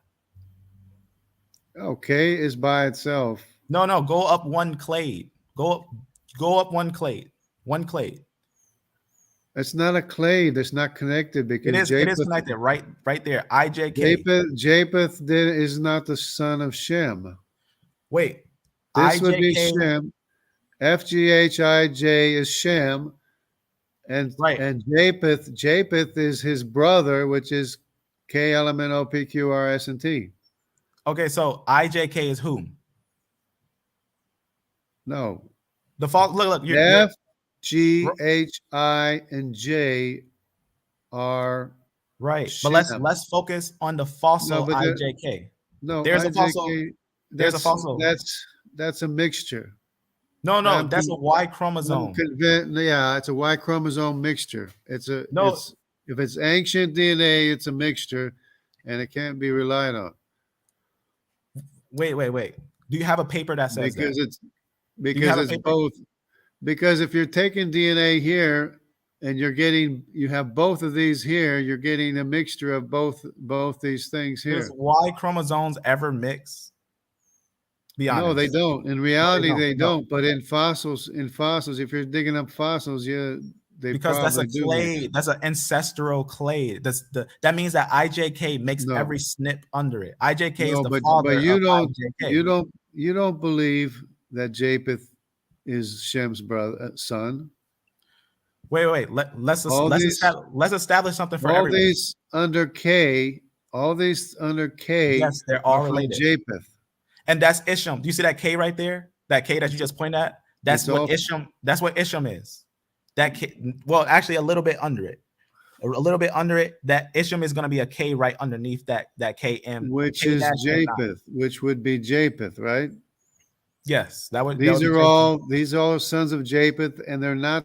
Japheth is not the son of Shem. Okay, so point to that IJK real fast. Let's just establish this. Is that a fossil? That's probably some kind of mixture, funny mixture they got. No, wait. Is it a fossil? But answer me this: is this not one whole group?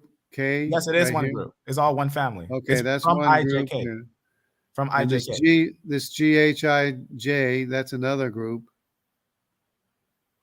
Right, but let's focus on IJK real fast. So I have a fossil. I have a confirmed fossil of IJK. Also, this is what I know. I confirmed this with a geneticist. I spoke to him. I was doing private studying with a geneticist on phone. IJK actually splits and makes IJ and K, K-M89. So IJK is a fossil that splits and make IJ and K. IJK is one person. It's a confirmed fossil. If it's a fossil, you're getting a Y chromosome from other things. No, it's a node. You know what a node is? A node, a clade, right? You know what I'm talking about. It's a node. It's a clade. But then you would be in agreement with Dr. Jensen that the I and the J's are Japhethite. I believe that since we did find an IJK haplogroup, is that if we're concluding that R is Japheth, then J is also Japheth because IJK. IJK was one person. That means if that was from Ham, Shem, or Japheth, you can only choose Ham, Shem, or Japheth. You can't make it Shem or Japheth.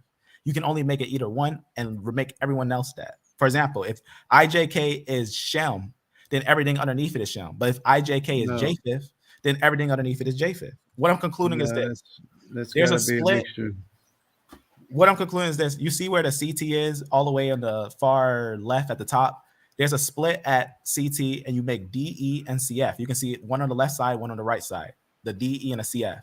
From CF comes one family of Japheth. IJK is one person. Okay, which one of these then are the Judaic people? Where's the Judaic line here? What I'm saying is CF is Japheth.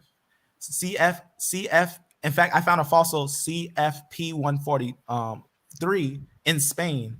That's actually one person. That's Japheth. So you take CF as Japheth. This is all Japheth. Okay, where's the Elamites? Where's the Arameans? Where's the Assyrians? Yeah, so then they split. That's a YAP group. DE is going to be the Shemites. I could prove it. For example, on Jensen's paper, he talks about the E being Arabians. He talks about that they start off Then who's the Assyrians? Who's the Syrian? Who's the Arameans? E. Who's the Assyrians? The Who's the it depends Elamites? what Assyrian time frame are you talking about? You talk about the Proto-Assyrians, the No, Neo-Assyrians. the first Assyrians that were ruled by Nimrod. The first Assyrians were E groups. Because you got the C here. This is Nimrod, and then where's the But you haven't showed a fossil of C as Nimrod. If this is Japheth, then there's no. Where's the Semitic people? They're not even here. DE is the Shemitic people. For example, let me prove it to you. I'm gonna prove to you that DE is Shemitic. All right, so go to. But DE is not even in the Jewish population. DE isn't a Jewish population. Yes. E is in the Jewish population. E1B1B is actually the second highest portion of the Ashkenazi Jewish population and in the Sephardic Jewish population. In fact, there's a historical study of Jews sent to San Tomé y Principe, and they have a large group of E1B1B and a large group of E1B1A. That's Africa. That's Africa. San Tomé right, but is you know Africa. the history behind San Tomé, right? San Tomé, it's Africa. That's Portuguese Africa. Right, but you know the history behind it, that the Jews were sent there, right? Well, Jews were sent to Brazil too, with a J2 population. I mean, how do you get? Do you have a J2 population of a test subject of Jews? Like, for example, I have a paper of a study of Jews in San Tomé. Yeah, I do. Hold on a second.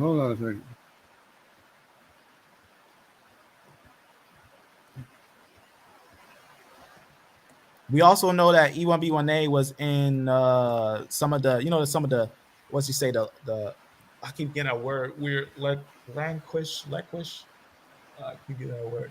You know that one, the Syrian statues, or that's set. Keep forgetting how that word is. Let me type it down real fast. Right here, you got the Belmonte Jews. You see this? See this? Belmonte Jews?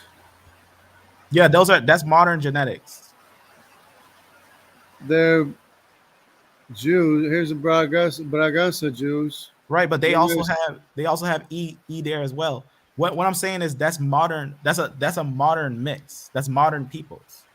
I'm talking about like matching ancient peoples with ancient historical. So these aren't Jews then.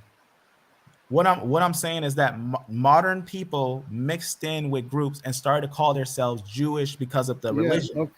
Okay, where's the Jewish ancestry here? Is it this R1B?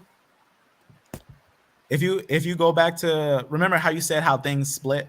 If you go back to the way that it's split, let's talk about the splits. No, I'm saying in fact you have a great table. Scroll over. Among this Jewish population, which one of these here, especially this one, which one of these is the real Jewish population Y chromosome? Is it the R1B? Can you grab that page and pull it over just to see like where that? Okay, so zoom in on that tree. Zoom in on that tree. Okay, so you see how there's a split right there where it says B, C, D, E, F. That's just basically what that is CT. I got a paper that also talks about that. That's that exact lineage. That's CT. But you can see how separate this is here. This is completely separate from this. Right. I agree. Which is separate from this. And you'll say that's and look, you see where that split. You see where that node is? That node where it says B, C, D, E, F.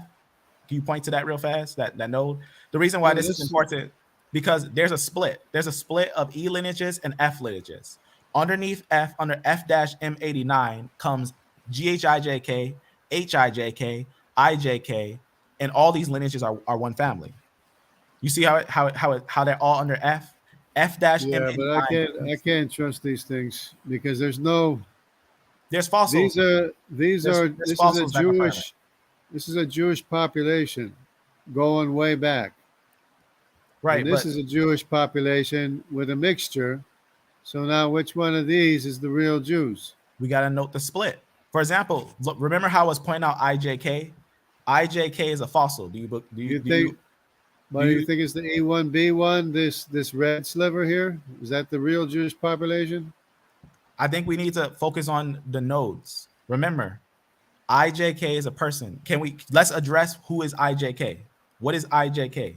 What is go? In fact, let's go to a tree that you agree with.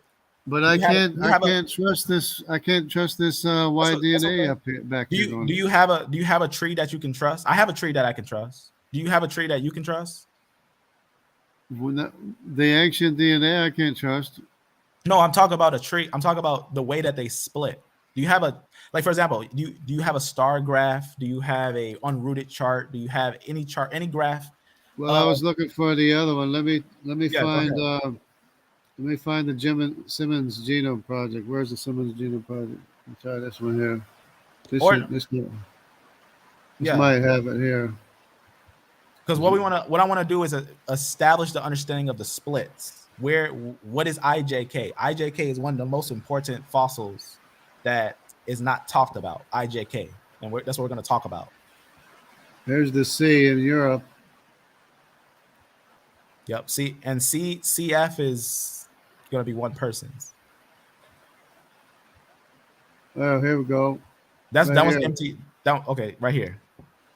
So this one is okay, but this one's not too well. But can you see how separate A, B, C, D, and E are? See how separate they are. Do you know how are you actually seeing how they split? The actual way that they split, like the way that the nodes. I'm just seeing that depending on where you put the root, they're totally separate from everybody else. Okay, and so see how this is one group, and there's a space, and this is another group here. Okay, so there's a paper that expounds on that. It's called Reconstruction of Out of Africa Concept Not Having Enough Proof, because that's what Jensen also debunks, is that basically it doesn't start with A, because we know that A haplogroups don't actually make CT groups. Like, for example, what you're showing is a tree. They have the root here. They have the root here. This is where the evolutionary root is right here. Yeah, that's where they say that everyone came from. But like what you're showing, this is called an unrooted chart or a star graph. What we're seeing is that rather there's a middle point, and we got to find out what is the middle haplogroup. What are they splitting from? Where are they coming out from? What are they dividing from? That'd be right here. You can see the space here, right? Right, and that line, that the actual line in the middle, the line in the middle. See this space here? No, not that. It's a little over. This separates this group from this group. No, that's not it. For example, if you could show my screen, that's a different split. That split, am I showing? Let me show my screen. I'm just saying, this is what I based it all on. This is Japheth, this is Shem, and this is Hamitic. So basically, that's how I got everything. And this is Nimrod, and this would be Havilah, Cush's son Havilah, not Joktan's son Havilah. Right, but let's remember, we got to note the actual real split. Like, for example, if I can show my screen, I have a paper from a geneticist that goes a little bit more into depth, because that star graph, you don't actually see every SNP, but there's a paper with every SNP. Let me show you real fast. If you can trust them, Right, exactly. This person was someone that was examining the said out of Africa concept, and that's how a lot of people know that the A groups don't actually make everyone, because he found out that basically A groups don't actually make everyone. Long story short, but here's a zoom in on that star graph. The A and B, I believe, is Cush. A, B, C, D is Cush. I think A and B are Hamites, but watch this. Watch the way that they split. So what you were showing, what you were pointing at was somewhere around here. This is where you was pointing at, somewhere around here. Okay, so you think A and B are Hamitic, and the rest is what are they, Semitic? You think E is Semitic in Africa? No, let's take our time. rush too fast. What I'm saying is that let's first establish the splits, and then we can talk about who they are. Instead of trying to say this is Ham, this is Shem, this is Japheth, let's first establish a three-way split, how it actually splits. And if we can establish a three-way split, then we can establish something.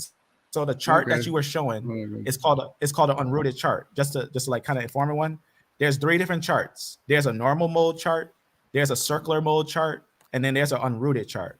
So what we were looking at was a star graph, and I'm gonna show you exactly where the splits are on the star graph. So here's a star graph of it. So what you actually note is that you will have at the ends what haplogroups we get. Now at the ends they branch and they make their own trees and whatnot.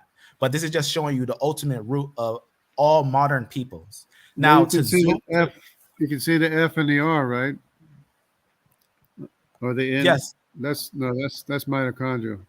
Well, and also notice that on this specific one, on this F and the K. Sorry about that.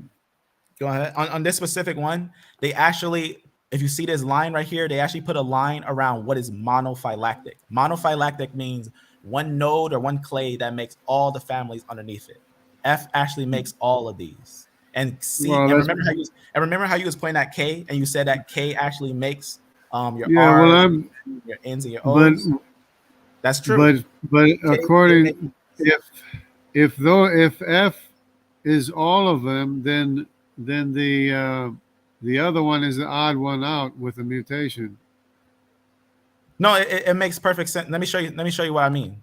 Now here's a zoom in on what I was talking about. Let me just go to a picture of the zoom in of the tree. So the star graph, a lot of geneticists use that star graph.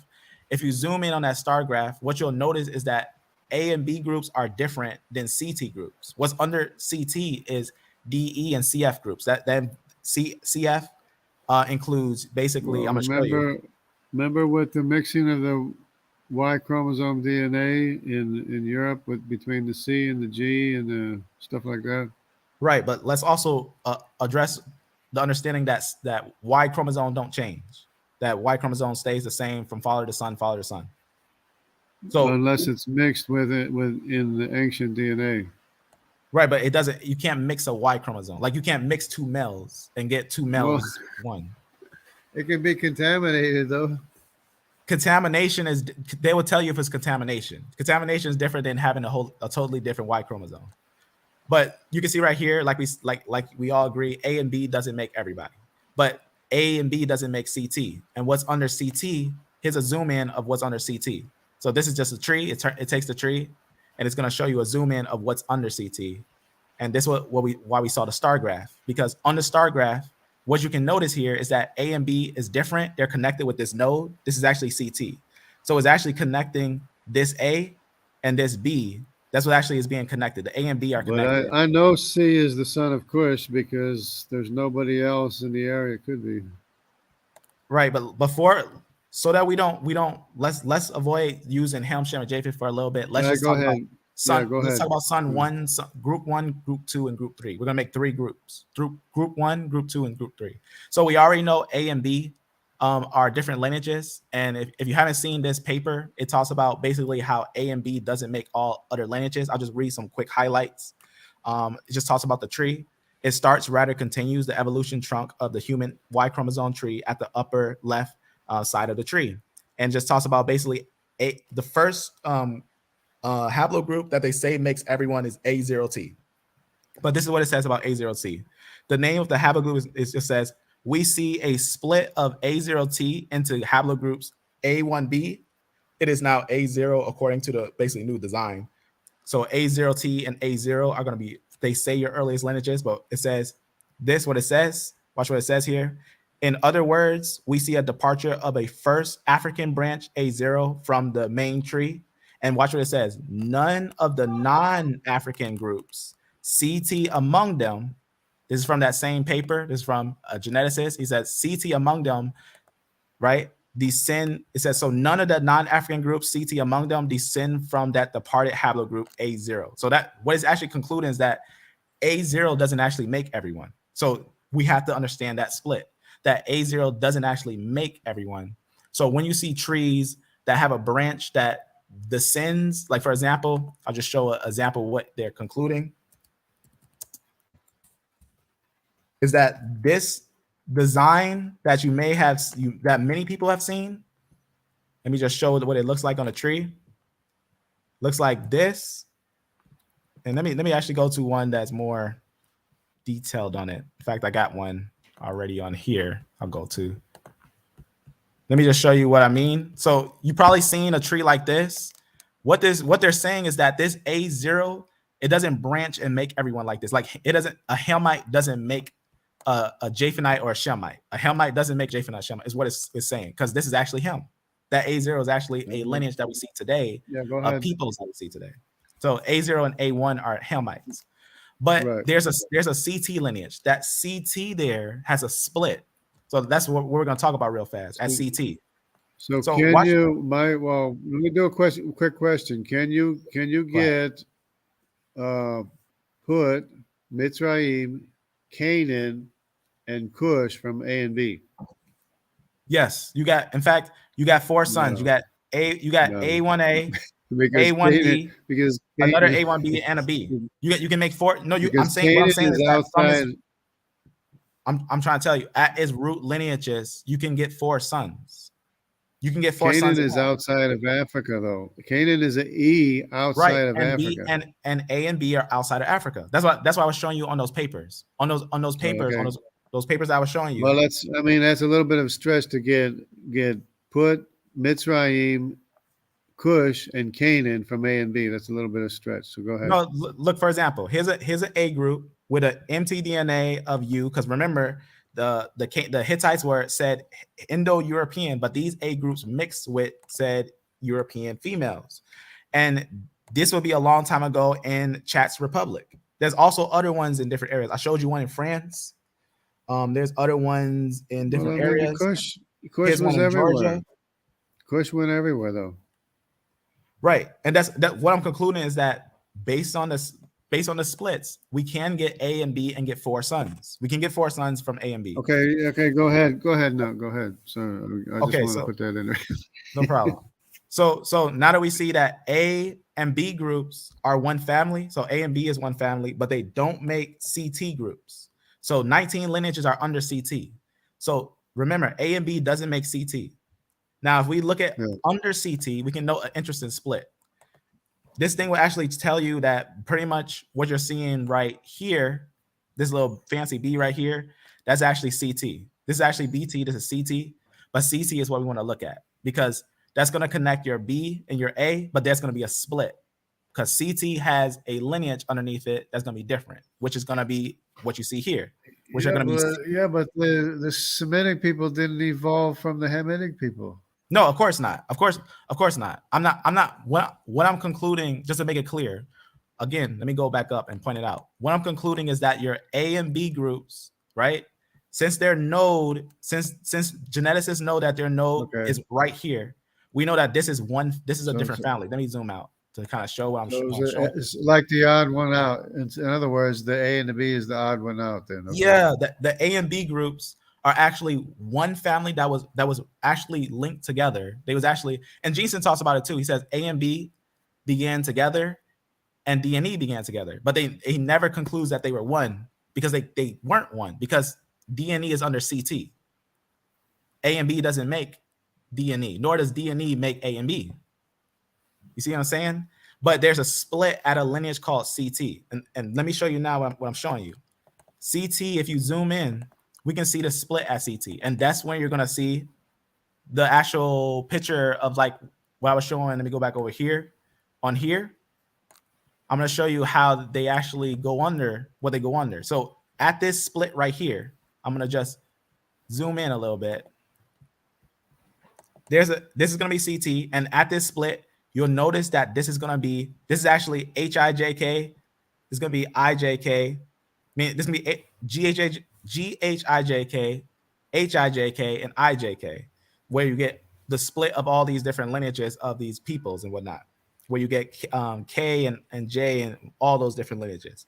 But CT, what you see right here, you're going to see it actually connected with F-M89 You see this little stem right here? If you cut this stem off, these would never come into existence. It's basically saying after like IJK, after IJK comes all under other lineages. They're basically one family. They're basically one family. They're all from one snip.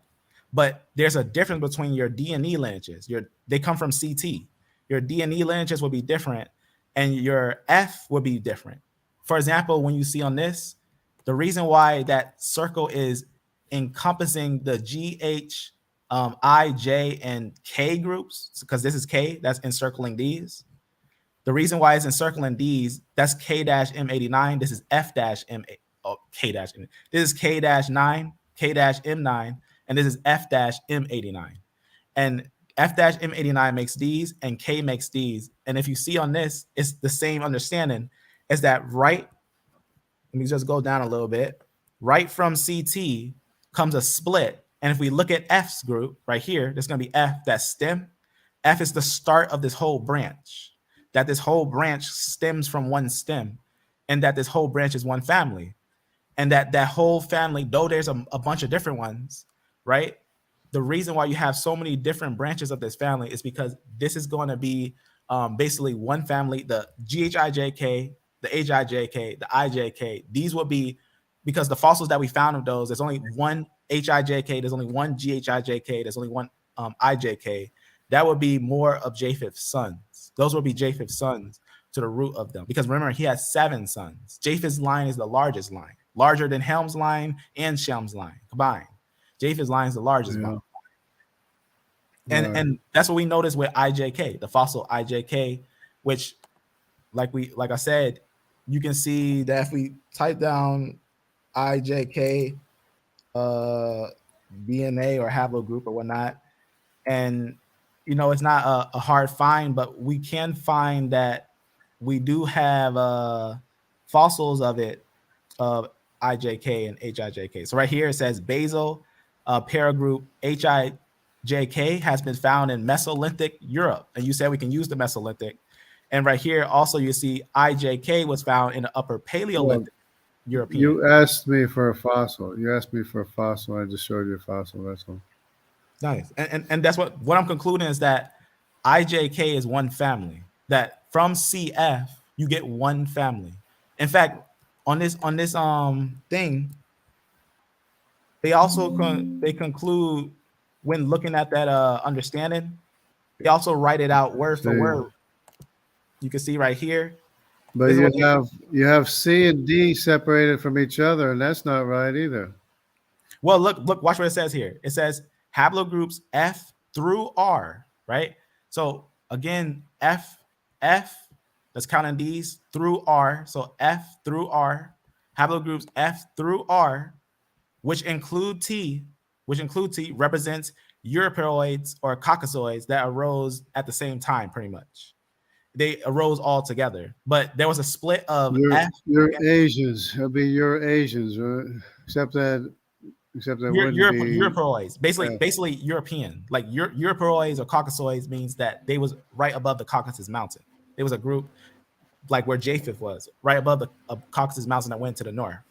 A group that would be one family that becomes many different people, but initially they were from one node, from one clade. It was initially one family, and that's what that tree that you were showing, that they circled this because they know that F makes these, and K-M9 that she was pointing at, that K group, K-M9 makes these. So they're actually showing that there's not a separation in a way like a split. They're family. They're actually a family. Like F is a grandfather of R.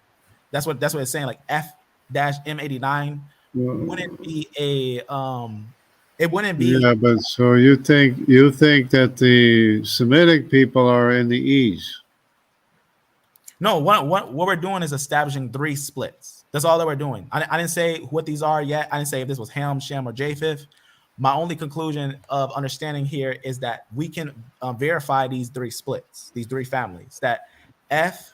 So that in that case, but this is what you're saying though. The problem with that is what you're saying is that the house of David, which includes all of his male sons, which were many male sons from all his concubines and all of his extra wives that he had, plus the sons of Solomon, all his concubines, all his wives, all his male descendants.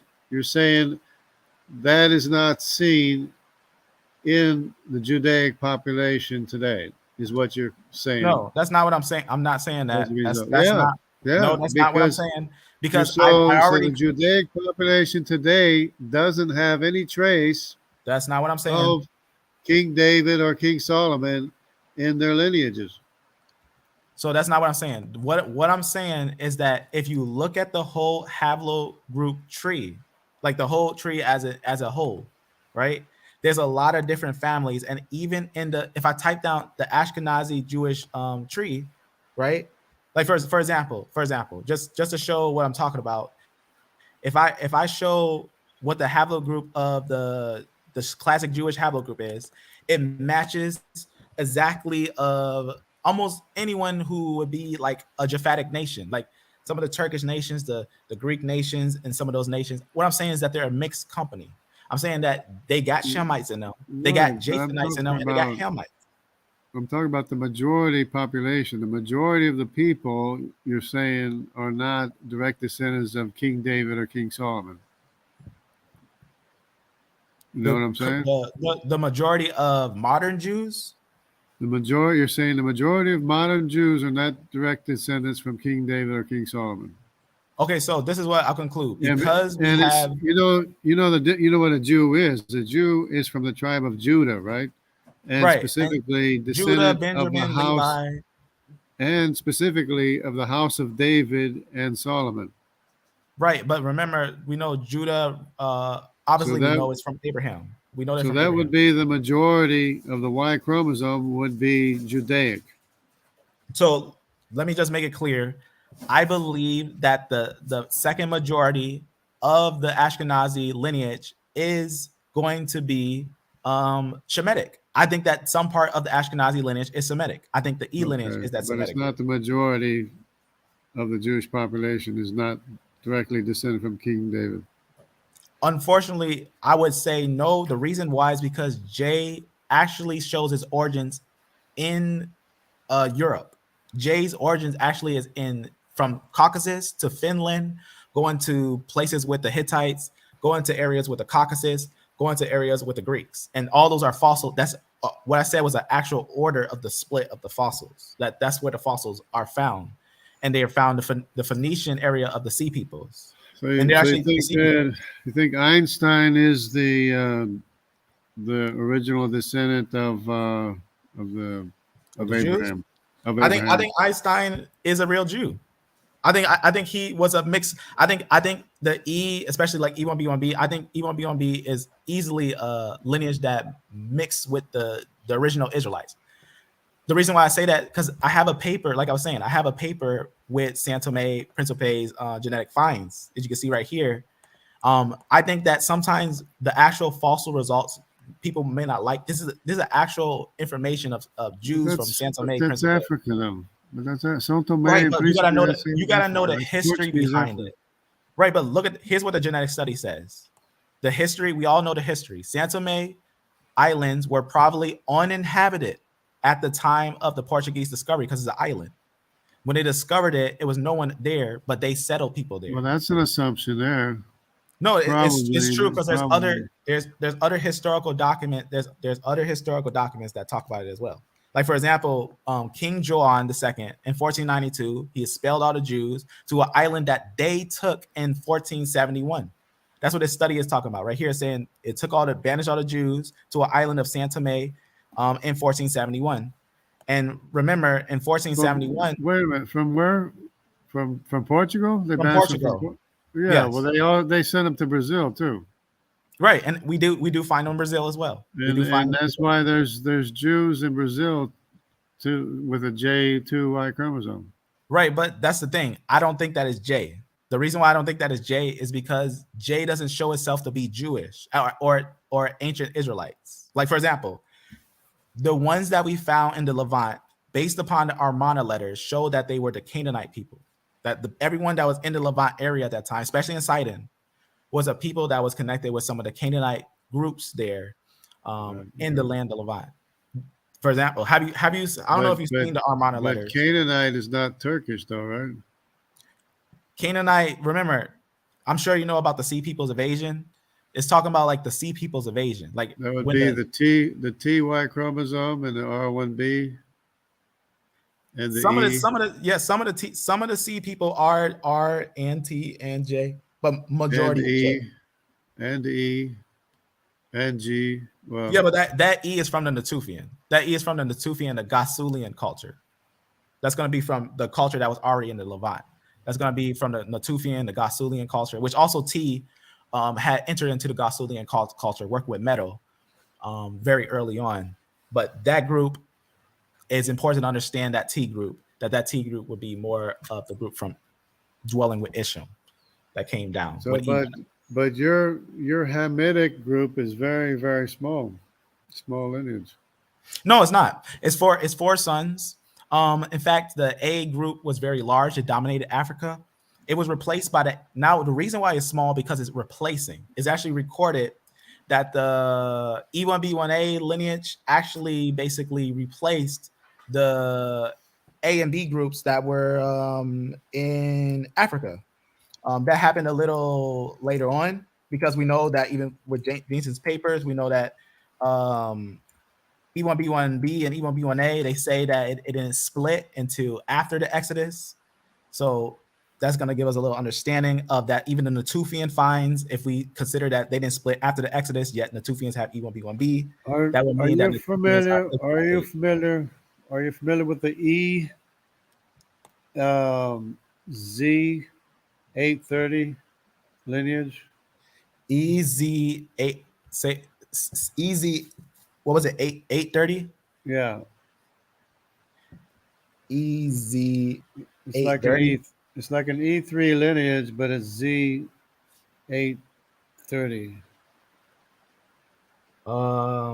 It might be a snip. It might be a snip. I don't know exactly the. Well, it would be the tree that has the M123 in it. Oh, okay.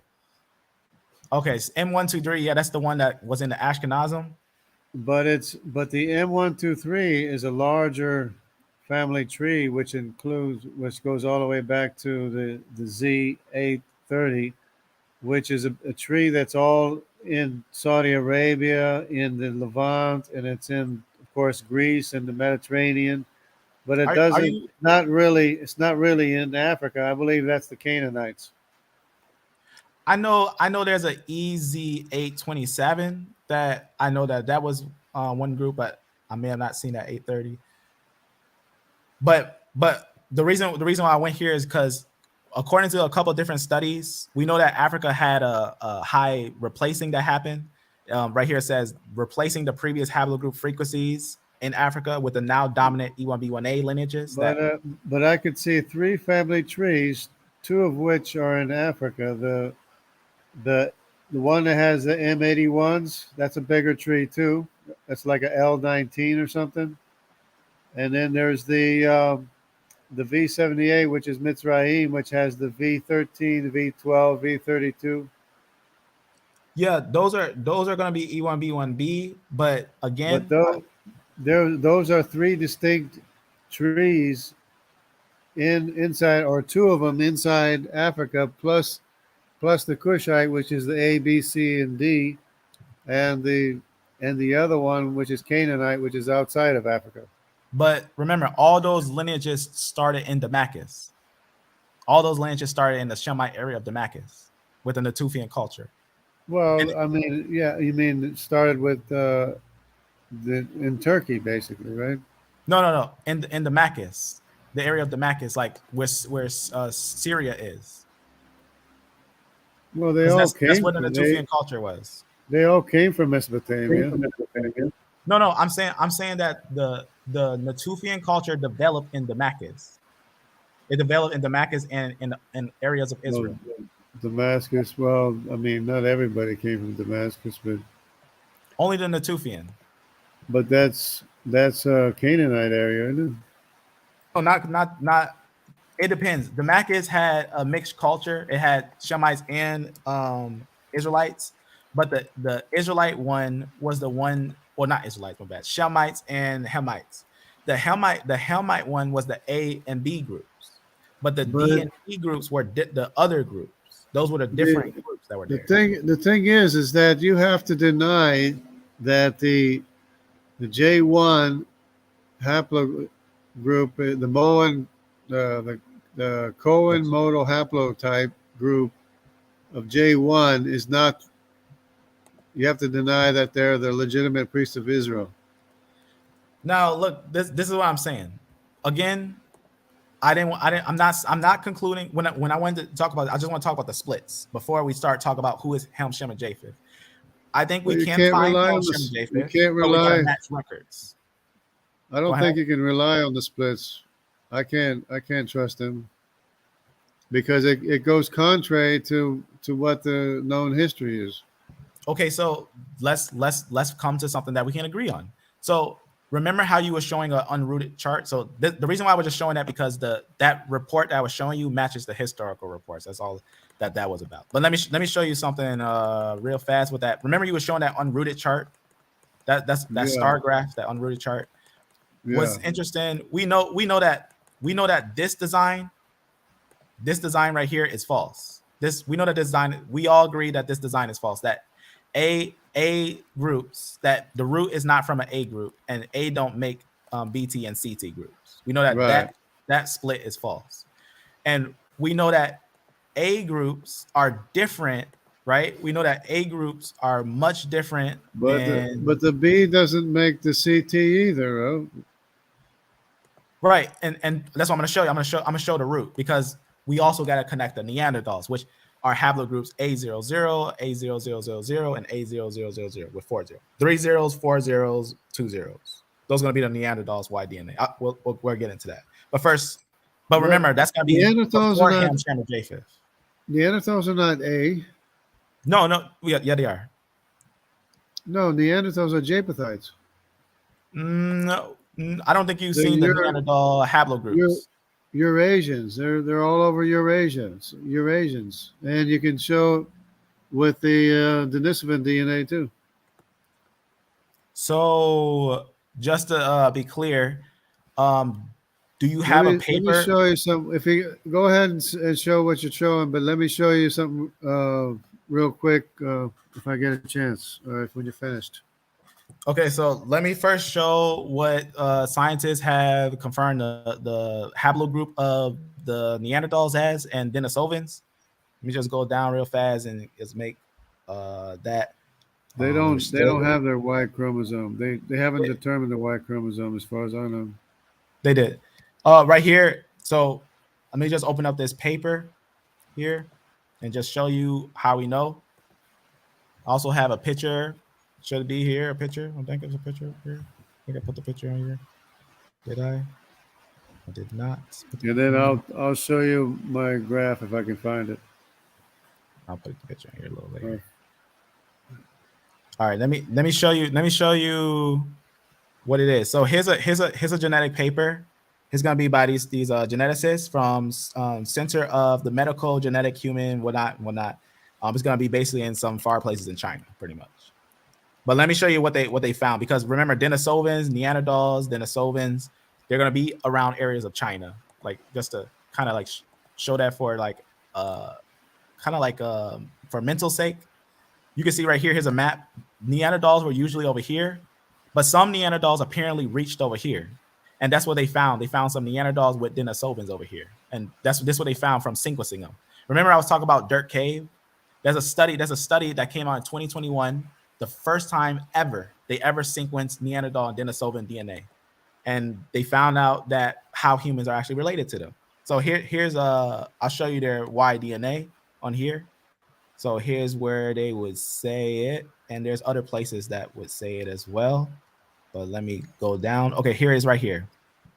Watch what it says here, because they got the test and they pulled up some Y chromosomes. This is what they say. A0000 is Denisovan haplotype, and A000 is Neanderthal haplotype. And then they also are, connecting it with sequencing the alleles in, A00, because A00 is that one that we want to look at and connect together. And remember, I was talking about those other branches that, like on that tree that you Yeah, had. they connect them. They connect them together because that's where they put the root, and they think they came from chimps or something. No, That's no, why no. they connect. This paper. That's This is a that's why paper. they connected them. So this is a paper that actually what this actually is. Let me just go up real fast. I did a video on this. What it basically is a paper that basically debunks the out of Africa concept. Basically, it confirms that modern humans were dwelling with Neanderthals, and that they have genetic ties together. But let me just point out what I mean for that one real fast. So none of the modern people are Neanderthals. In fact, this thing that I'm showing you right here, this is gonna be from the dirt cave. From the The dirt cave. lineage is extinct. Yeah, the lineage is extinct. Yeah, it's extinct. It's extinct. That's right. They're not Japhanites. They're what they would be pre-flood people. There would be people before the flood, like sons of Canaan. I don't think they were before the flood either. They are the reason why, because I did a deep study on it, and I know they are, because this is how we know they are, because every single line of them is wiped out, every single one. There's not one line of Neanderthal or Denisovan today, but we do know that they were human, and the only humans that existed in that time were sons of Adam and Eve, as it says they was the beginning of all men, and making all men from them. But they show evidence of being wiped out, completely wiped out. And in fact, their tree, what this sequence is from the dirt cave study, which that's what this is from. They know that they are from one node. That means that they know that they're all related. That means there's a new genetic atom. Yeah, but they're mixing up DNA. It's all contaminated, cross-contaminated, and everything. Not these ones. Not let these me, ones. Let me go ahead. Let me go ahead and show what I want to show you. Whether it's because you want me to base it on something, so I want to show you what I base it on, or something that helps me base it on something, anyways. So let me just go ahead over here. You're familiar with this, right? Go ahead. Yeah. That's gonna be modern genetics, though. Right. Okay. This is the Japheth, Ham, and Shem, of course, right? Right. And Shem is a lot of people. It's the Elamites, Assyrians. It's Arpachshad, which is any Hebrew.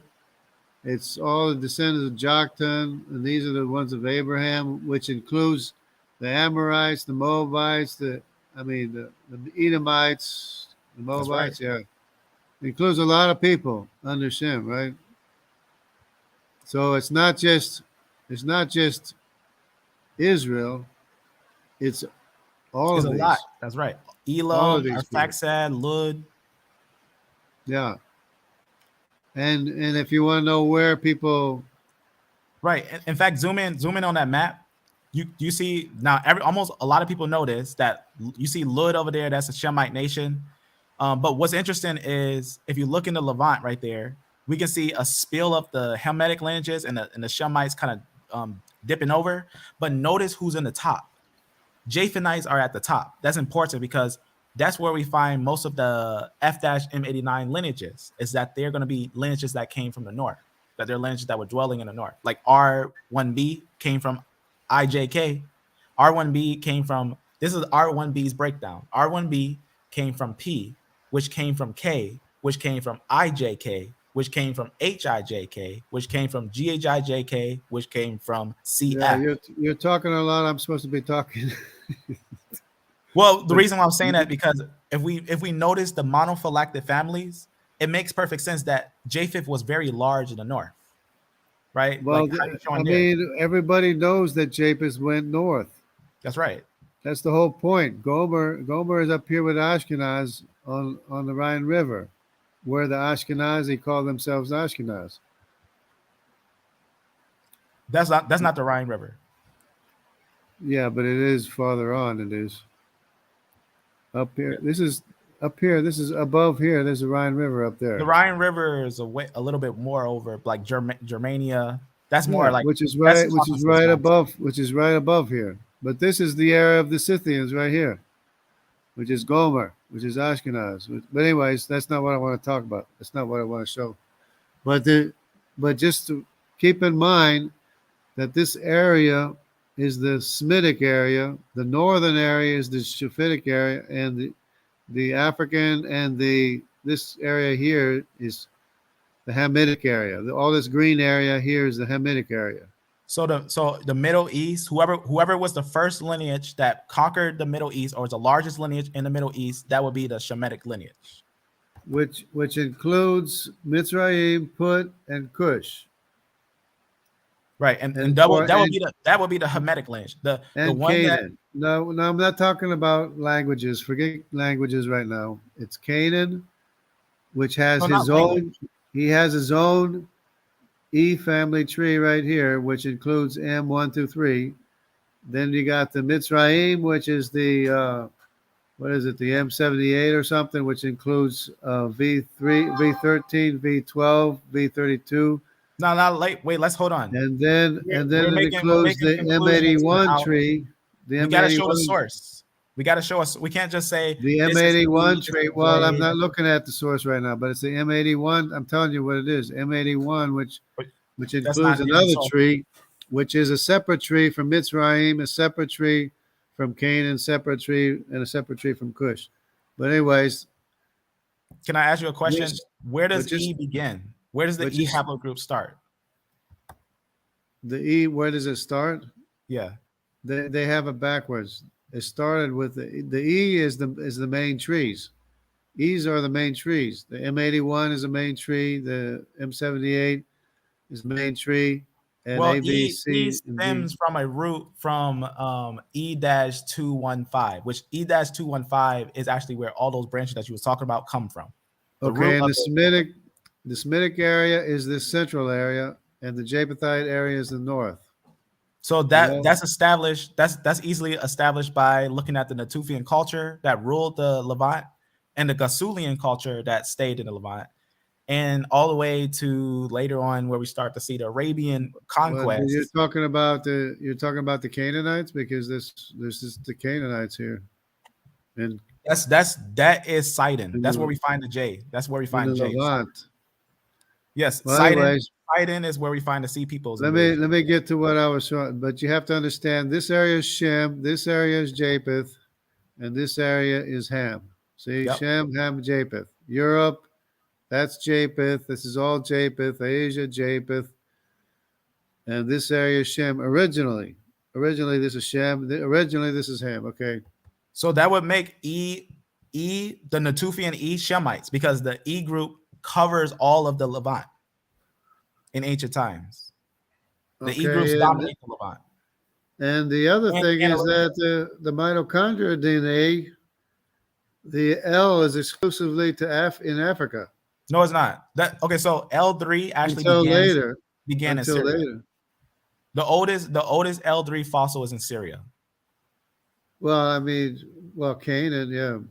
No. But basically, it's in Syria. Syria's not Canaan. Syria is actually going to be on the area where Syria is basically Canaan. Yeah. No, it's not the same. Damascus and Canaan. Canaan is where you get the. Okay, so let's make sure it's not to say that they couldn't be there, because they all came from the area of Babylon. But I'm saying most of these all went to Africa. To use that concept, we can use that with N, we can use that with M, because they were there as well. In fact, the Canaanites are M and okay, hold on. Take it easy. Slow down. Let me say something. Oh, you're just blah, blah, blah, blah, blah. I mean, it's important that we're not making conclusions without actual fact. Slow down. This is in Africa. This is in Asia. We're making conclusions without showing the evidence. Can you show me? In fact, show me your oldest L3 lineage, and I'll show you my oldest L3 lineage, and let's see which one's older. Can you show me one L lineage in Africa, and let's see the oldest L lineage. No, but this I'm not saying it's only in Africa. I'm saying that L developed outside of Africa. Well, if you look at the fossils of L, they all came from outside of Africa. L0 was in Africa, but L3 was not, and L2 was not, and L1 was not. L0 was in Africa. Well, there's most of the maps show this is all in Africa. I'm just saying what the maps show. You have a fossil though. I can show you fossils. No, that's fine. That's fine. But I'm just saying basically L is in or near Africa, or as you said, maybe the Babylonian Middle East. Okay, this M is exclusive to Asia. No, it's not. M is not exclusive to Asia because M actually was in the Natufian culture and the Ibero-Asian culture. Well, I mean, again, it's not necessarily that they couldn't be elsewhere because they all came from the thing. But yeah, M is in Iberia like 1%. Okay, yeah, you got that right. Okay, but that's not what I'm talking about. The majority of this is in Asia. Yeah, 1%. Modern, yes. 1% of M. 1% of M is in Iberia, right? Okay, I agree with you on that. 1% is in Iberia. I'll agree with that. Okay. Do you have a paper to say 1%? I have a paper that I have a pie chart that showed 1%. Yeah, okay. So, but that's not what I'm trying to say. This is majority in Asia, majority in Africa, and this is the daughters of Shem. Now I have a question. All these are the daughters of Shem. Can you just like take it easy a little while? Well, no, because look, let's look at sources instead of just everyone's just watching us guessing. No, but this is I'm showing this source right now. We're looking at what we're looking at. These are the mtDNA. Hold on. These are the daughters of Shem, which are many, as opposed to Japheth had a lot of sons, but he didn't have very many daughters, as you can see right here. These are the daughters of the wife of Japheth. These are the daughters of the wife of Shem. There's no, everybody hear what I'm saying. There's no source that was shown for all these statements. There was no source. Understand when I say this. There is no These evidence. Are the daughters of the wife of Ham. No, there is no evidence that says that one group of these women were either with Ham, Shem, or Japheth. There's no evidence for any of that. In fact, it's opposite. Of course there is. You know how it's opposite? Because the Natufian culture shows that it was more with the N group. I can find R groups with L groups. I can find A groups with a lot of the M groups. You can find 1% of M in Portugal. So what? No. I'm showing the majority of this. Fossils. I showed you fossils of M and N with the majority of this is in Asia and America. CD is in America. All these other ones. You gotta note migration. Majority in Asia. I know for a fact because 95% of Europeans is Semitic mitochondrial DNA. But 95% of the mitochondrial DNA in Europe is Semitic. Is this here? Can we be honest at least though? Are these including all from the X, the W, and the O, right? And the A. Let's be honest real fast. Did Ham, Shem, and Japheth get with their daughters, or did they get with women from Eve? Did Ham, Shem, and Japheth get with their own daughters, or did they get with women from Eve? No, Ham, Shem, and Japheth had their own wives. Their own wives, not daughters, wives. When they had daughters, descendants are their daughters. These descendants are the daughters of Shem. These descendants are the daughters of Japheth. These are the daughters of Ham. Wait, let me just state something real fast. What's wrong with that? I don't see any problem. Watch what I conclude here. You can't even establish that these are the daughters of Ham. These are the daughters of Japheth. Let me make a statement real fast, and these are the daughters of Shem. I'm going to show you that what you're saying is error. I'm going to show you how. Watch. Pay attention to what I'm saying. If Ham, Shem, and Japheth got wives, those were not their daughters. Therefore, every daughter that was born from them can be a different person. If Japheth had 7 sons and Ham's had 4 sons, if 2 of Ham's sons got with 2 of Japheth's daughters, that would make, like for example, N can have children that are H from Japheth and have children that are V from E. or they can have R from A groups. That's something to understand, because there's no scripture or no place that says they didn't intermingle. There's no place that said Nimrod didn't get a daughter from non-recombining. As a matter of fact, Madai married one of the daughters of Shem, which is this where are you Asiatic, where are you getting that Asiatic Semitic line.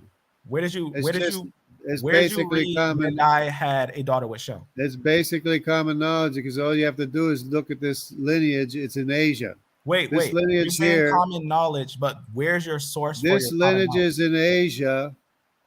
W and X break off from A and go to Europe, and this one goes all the way through Asia into America.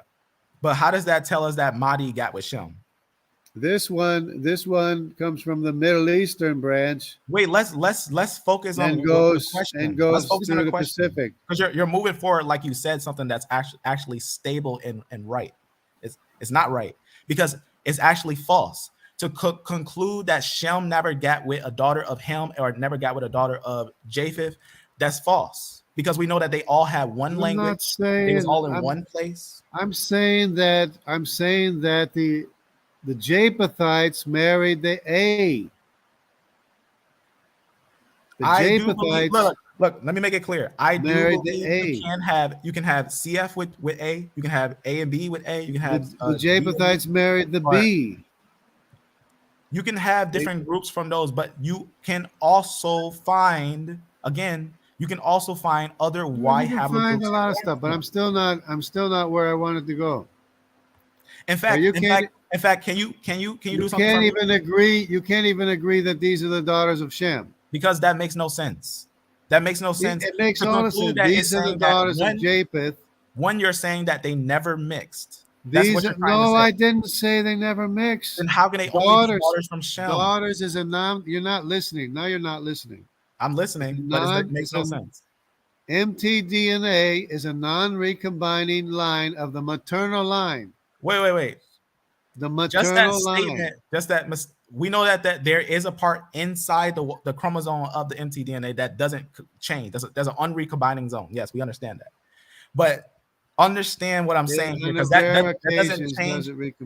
Right, but that doesn't change the fact if Ham, Shem, and Japheth had their wives, that means the daughters from them. Why would they date their own daughter? If matter of fact, point at that A. You're not even understanding what I'm saying. The daughters of Shem are from his wife. I'm trying to show you why that makes no sense. I'm trying to show you why that makes no sense. Well, stop talking and listen. You will agree that the daughters of Shem are the daughters of Shem's wife. You will agree, right? Let's make sure we get this clear. The daughters of Shem are the daughters of Shem's wife. Show me which Y chromosome would answer be the wife. question. Answer the question. If the daughters of Shem are from the wife of Shem.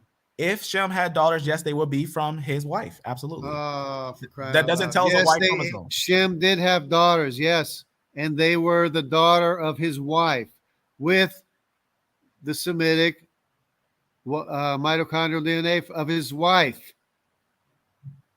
These are all the daughters of Shem, are not, Shem's wife. You're making a conclusion that's false. You know why it's false? Because you're concluding that we have Shem, you're not wife, and you're concluding that this is going to be the line of Shem. But what I'm concluding is this: no, we don't have Shem. Let's say, we don't have Japheth. Let's say Shem had 1, 2, 3, 4, 5, 6, 7, 8 daughters. Let's say he had 8 daughters. They all have the mitochondrial. That's not how they. One. These aren't all split at the same time. Wait. They all have the mitochondrial DNA of their mother. Do not split at the same exact time. These don't come into existence at the same time. It doesn't matter. It does matter. Whenever they split, make no sense. Whenever they split, they were still daughters of Shem's wife. You don't have any source to conclude that they're only of Shem.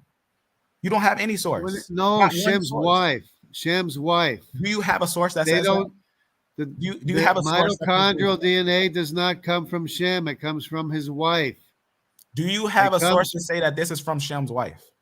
It could be Noah's wife. It can be. In fact, this can easily be Japheth's wife. This can be No, Ham's because wife. Japheth had 7 sons. He's not going to have 8 or 9 daughters. These don't come into existence at the same time. That's false. These don't come into existence at the exact same time. In fact, what you're pointing How at, in the world are you not understanding this? these How can you don't not come into understand that these existence are the at daughters? same time. These are the daughters of Ham's wife. These are the daughters of Japheth's wife, and these are the daughters of Shem's wife. How can you not understand that? where is that? Where is that? Even We'll concluded? move on. If you can't understand it, that's I don't I'm not understand even going to something without a try. source. You I'm not haven't even show going me to try one to source. convince you. Can you show me? Are you not going to show a source? No, no, no, The no. audience no, is watching you. No, You're no, making no. a conclusion with no sources. Everybody knows that. No. Let's go to this map because you're not. You can't even get straight. Can you make a source of the women? Can you use a source to prove that those same women that you was pointing at were Canaanite women? Skip it. You're not even trying to understand. I'm trying to show you. I'm trying to show you that makes you're no trying sense. to talk and not even listen to what I'm saying. Okay, then show me a source. Show me a source that proves that the we're moving on. You can't understand that the daughters of Shem are descended from his wife. You can't understand that. Can I ask you a question? Has there been any E lineages from those lineages? Any what lineages? Has there been any E lineages with those said? What do you mean E lineages? I'm not talking about Y chromosome. Let me finish what I'm saying. I'm not talking about Y chromosome. Listen to what I'm saying. You don't understand what I'm saying. No, you don't understand. Wait, let me finish my question and you understand what I'm saying. E does not carry mitochondrial DNA. Look. What men have a male chromosome and a Y chromosome. A male have a Y chromosome and a empty DNA. Men have a Y chromosome and but the empty DNA is from their mother, which is through the mother's line. Absolutely. Is there an E group from those N groups? Is there an E group from those women of those N groups in ancient times? What do you mean an E group? An E what group? Can I find Natufians from that N group? Can I see Natufians born from that N group? Hold on a second. Is not Natufians ancient finds? What are you talking about? Can I find a Natufian? Can I find an E group from that? What E group is there here? Can I find an E group? Scroll down. Where's the? Show me the E group here. Where's the E group? Scroll down that picture a little bit so that you can see the bottom. There's an E right here, but it's mitochondrial E. Listen to what I'm saying. Can you scroll? Can you zoom out? No, I can't scroll because it's the whole picture. Can you zoom out on it? Well, you see how our names, our picture is kind of blocking that bottom piece. I just want you to point out that bottom piece. Okay, see, you see that bottom piece? You see that K right there at the bottom? That J and that K? Just move it a little more. What do you mean? A little more. Okay, right there. Just leave it there. You see that J and that K? See how that J and that K there? There is an E male that is born from that K. And you see that H and that E male is born of the K? Yes. Absolutely. In fact, E1B1A, E1B1B is born from that K. With an E mitochondrial DNA? Listen to what I'm saying. A E male Y chromosome E1B1 was born from K. You can't get a Y chromosome from an empty DNA. You didn't just hear what I just said. I said a son from a woman I'm not talking about the sons. I'm talking about the daughters. The daughter is the one that makes the son, right? The daughter is the one that makes the son. I'm telling you that E groups are born from K. I'm not talking about that. You're talking about something that's totally unrelated to what I'm talking about. I'm talking about the daughters. Did not you just say the daughters? I'm not talking about the sons. Wait, did not you just say this was a list of the daughters of Japheth, right? No, right? This is the daughters of Shem. Oh, this is the daughters of Shem. Okay. So he says it's the daughters of Shem. Now remember, if these are the daughters of Shem, why is it that early on they got with E lineages? What? Yeah. The earliest, in fact, why not? There's no earlier. The earliest E. Why not? What do you mean the E lineage? The earliest E with are you talking about an E mitochondrial lineage? Yes. No. I'm talking about E. Okay, so you're just mixed up. E Okay, so having you're that. mixed up. E Yeah, has you're that mixed up mitochondria. talking about nonsense. Yeah, you're talking about Y chromosome. I'm not talking about Y chromosome. Are you not Now- listening to what I'm saying? now I just see if told you you can that a understand son this. was born from that woman. Are you not listening? Do you want to see the fossil? Can I show you the fossil of an E group coming from that woman? I got multiple fossils of E groups coming from The those. E comes from his father, not the mother. The E is born of the women. E's Yes, are not from the born from father. men. E's From are the not born. father, not Okay. from the woman. Right. But I'm telling you, pay attention to what I'm saying. I'm telling you that there are E haplogroup men Oh, for born crying out from K loud. females. I'm telling you that there's what? So what? I'm not talking that about means the that that's men. not only of I'm Japheth. not talking about That the means men being that's born. not only of Shem. That's not a line that's only of Shem. That's not a line. Oh, only for of Japheth. crying out loud. It's the mitochondrial lineage of Shem, Okay, everyone pay Shem's attention. wife. Pay attention what he's doing. It's the mitochondrial lineage of Shem's wife. It has nothing to do with DNA. Now move on. Now what's Why this? we This move is on? the- Because you can't answer. You can't handle that question that I just told you, and I can prove it. You comes think from those women? so? Answer me Do they this. not? Answer me do I have this. evidence? Can I ask you Answer a me question? Do I this. have evidence of Answer me coming from this. them? Answer me this. Can an African marry a white woman? Can an African marry a white woman? Yes. Of course he can. But Of I'm not course. talking about that. I'm not talking about that. I'm Wait, talking wait, about wait. What you're concluding is that they're African. Is Natufian African? whatever. No, Whatever they are. Natufians aren't African. In fact, Natufians doesn't are matter what they they're are. the earliest lineage of E. They're It not. doesn't matter what they are. It does. I'm not talking about the male sons. I'm talking about the Right, but daughters. where does a male come from? Is a male making stuff? I'm not talking about them, man. Didn't you You just don't- say? Wait, did you not just say that's Shem's wives? Like all those women were with Shem and the daughters of You Shem. want to go back there? You want to go back there? Yeah, because why would well, I'm not. These are all the I want you to descendants of at least admit the Shem's. truth. Admit the truth. All the descendants of Shem's wife. Everyone pay attention to what I'm saying. All the female. His conclusion is that Shem came from all these women, but we have E groups No, that listen. are born from These are all the female.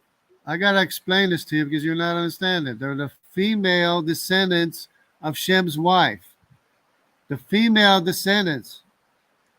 All the mitochondrial female descendants of Shem's wife.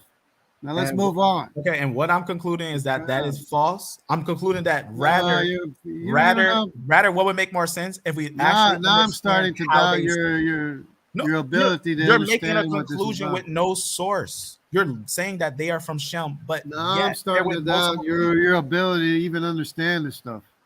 I'm doubting your ability to understand it as well because you're saying something without a source. There's no source to conclude what you're saying. If you have a source, I will agree with you. Show me a source. Show me a source that says beside the point. The source is beside the point. There's no source. Everyone knows that. Do you agree that these are the daughters, the female lineages of the daughters of Ham? Do you agree with that? No, absolutely not. Absolutely not, because there's no evidence. There's no evidence for that. There's no evidence for that. You're gone. Wait, can I ask you a question? Has R ever came from them? Has R ever came from them? You're totally lost. Show me a fossil. Show me a fossil with the ancient, the original female lineage. Yeah. It has to be one of the three. You can't just say something and say everyone must agree with me because I said it has to be one of the three.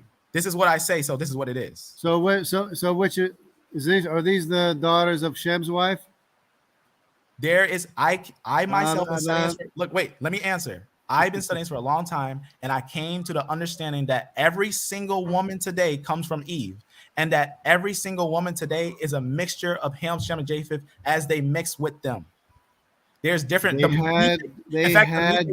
mutation. You could see they had different wives. Right, They had three different wives. Didn't they have three different wives? Let me state something real fast so you can understand what you are looking at. You are looking at a star graph. You are not looking at the roots. You're not looking at the centerpiece. You're not looking at the center. In fact, you want to actually know what they say about the center? they actually say that Isham's R star makes those L lineages. They actually say that. Want to see a paper that says that?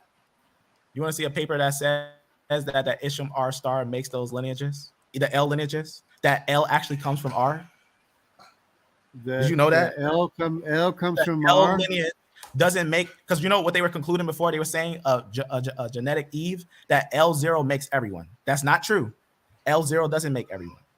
In fact, when they look at that Isham and the new mutation rate of the females, you know what they actually find out? That L group doesn't make everyone. Rather, So you can't see the separation. You can't see the separation here. Can you see the separation here? remember I showed you the unrooted chart of the Y DNA, and I showed you that you don't have the root on that star graph. You don't on that star graph, you're not seeing CT or BT. You don't see the root connection on this star graph. Go to the you can look at the Y.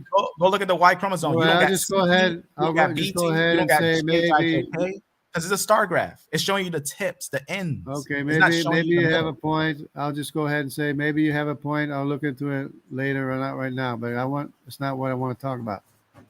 But this is what I'm just showing. This is how I derived the mitochondrial groups and the Y chromosome groups from this Simmons Genome Project. Right. Okay, moving right along. I'm not saying you're moving right along. I'm not saying you're wrong for it. I'm saying that I would rather you look at sources and make your conclusion. Don't let your conclusion. That's not a source. Don't let your ideas give you. No, that's not a source. That's a star graph. A source. That's a star graph, and it's not showing genetic distance. It's genetic distance. That's a star graph. That's a star graph. A star graph doesn't give you a star graph. Genetic distance is right. That's an unrooted chart. A star graph doesn't give you the center pieces, the center of it. It's the genetic distance. No, it's showing you how they split. That's is the genetic distance. But anyways, it's just showing you the different SNPs that are spreading out and how let's see how much you can disagree with this one here. Go ahead. Denisovan alleles, frequencies, yes. Denisovan allele frequency. This is the Denisovan cave right here. You see that, right? Yep, Denisovan. That's the Denisovan cave, Denisova. The Denisovan cave is right here, right? Right in Russia. Know what area? You know what area that is? Yeah, we found A00 there and a couple different other fossils. And they found the C there, the D's there. D went up all the way to Japan. D went up through this area all the way to Japan. C goes through this area, which would be Hamitic. Also, the root of all NMOPQ groups. Isham was over there. Okay, but the point being, the Japhethites are up here, right? Because the Japhethites went north. The C and the D went through here, right? That's right. Okay, so and we know the D is not Japhethites, but we know the D is more related to Shemites. The Denisovan allele frequency is most prevalent in Papua New Guinea, right? Right. Because the Y chromosome here is Japhethite, right? K-M89 makes pretty much R, M, N, T, L. M and S. K, M, and S are in this area, right? And you agreed that those would be Japhethite. But autosomally, they're Hamitic. What's Hamitic? The people in this area. Are you saying because they're black, they must be Hamites? Well, they are because of the C4 here, and right. But remember, there's SK, and those are not Hamites. SK and R. K, M, and S. That's Japhethite. But right, that's Japheth. What I'm saying is that the Denisovan then would be a mixture of Hamitic and Japhethite, right? Is autosomal? You're talking autosomal mix is because the women were mixing. Because the women were mixing, they got these autosomal mixes. Well, autosomal is the mixture, yeah. Yeah. So it's a mixture of Japhethite. So it's a mixture of Japhethite and Hamitic. Okay, notice this cold spot here. Now What- we also gotta remember that was not cold. That's What more, I'm asking the question, what is this area here where the cold spot is all the way up to here? What's this area? say wait. Semitic. Okay, Semitic. Okay. All so right. so let's also understand that that's not where I and J is. I and J is actually in Finland at that time. I and J. In fact, I and J is with its father clade IJK, which is in the lands of Italy, in the lands of Italy. So In the land of Italy, that's Tumo. Okay, yeah, I do believe Denisovan, IJK is Japheth. Denisovan versus Neanderthal. Neanderthal's red. See?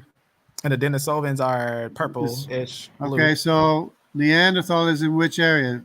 Semitic area, African area, or, Right, but you do know that what do you mean, Neanderthal right? and But Denisovan answer the haplogroups. question. Answer the Right. question. Wait, but you do know that Denisovan and Neanderthal haplogroups are not underneath the F-M89 Japhanites. It's not IJK. Denisovans are not IJK. They're A000 and A0000 for Denisovan.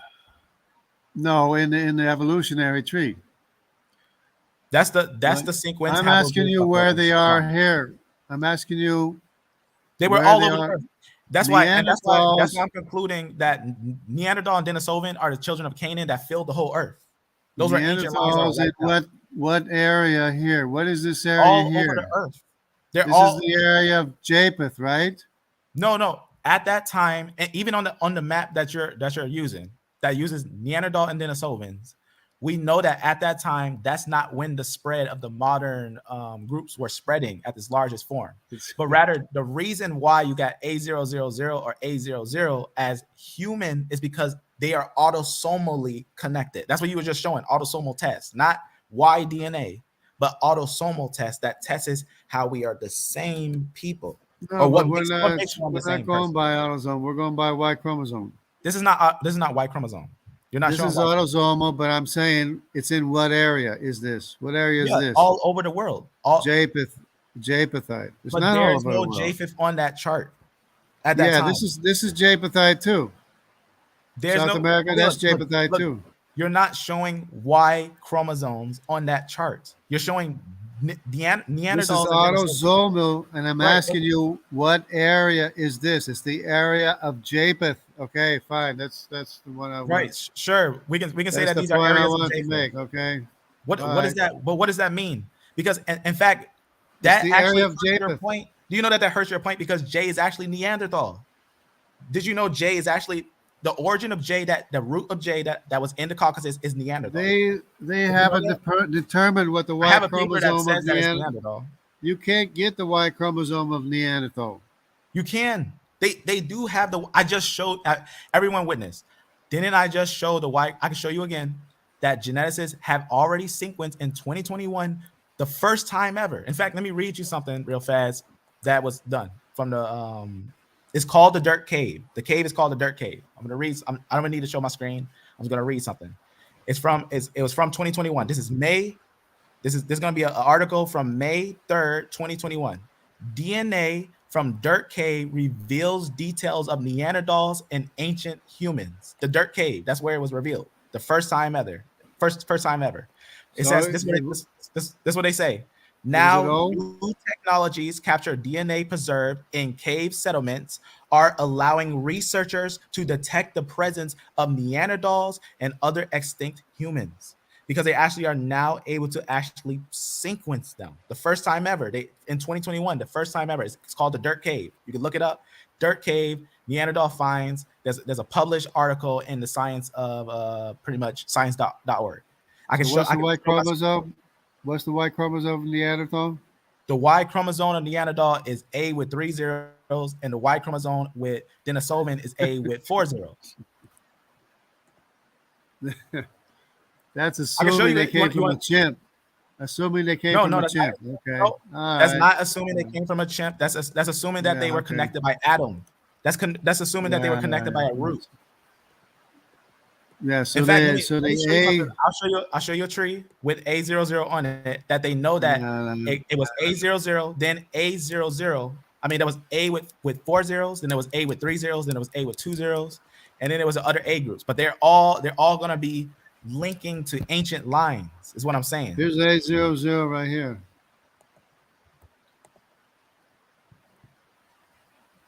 That's Right.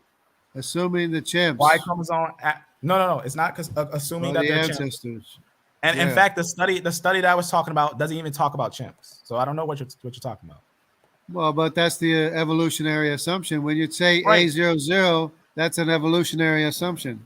This isn't based on evolutionary. This is based on that the fact that If you're Neanderthals saying and Denisovans are A00, humans. Wait. Just listen to this. Watch what it says here. Because remember, you point out the one in the Siberia, right? The one that you was pointing out in the Denisovan cave in Siberia, right? It says surveying 3 cave sites in Western Europe, Southern Siberia, right? Identified nuclear DNA and confirmed that it is from the closest relatives, right? Just talk about of modern humans, Neanderthal and Denisovan individuals. So and they also got the Y DNA of the groups, right? That's what I was showing you with from that other paper from other geneticists that they did sequence it after 2021, and they know it's A with 4 zeros and A with 3 zeros, and they put it on the chart. There's a chart that actually puts. remember that this is across from Japan, the DY chromosome and the C. You see that, right? This is modern genetics. Yeah, which is from people that used to live there. I'm just saying that D and C is in the area of the Denisova cave. Okay, but do you know where D was in ancient times? Right here.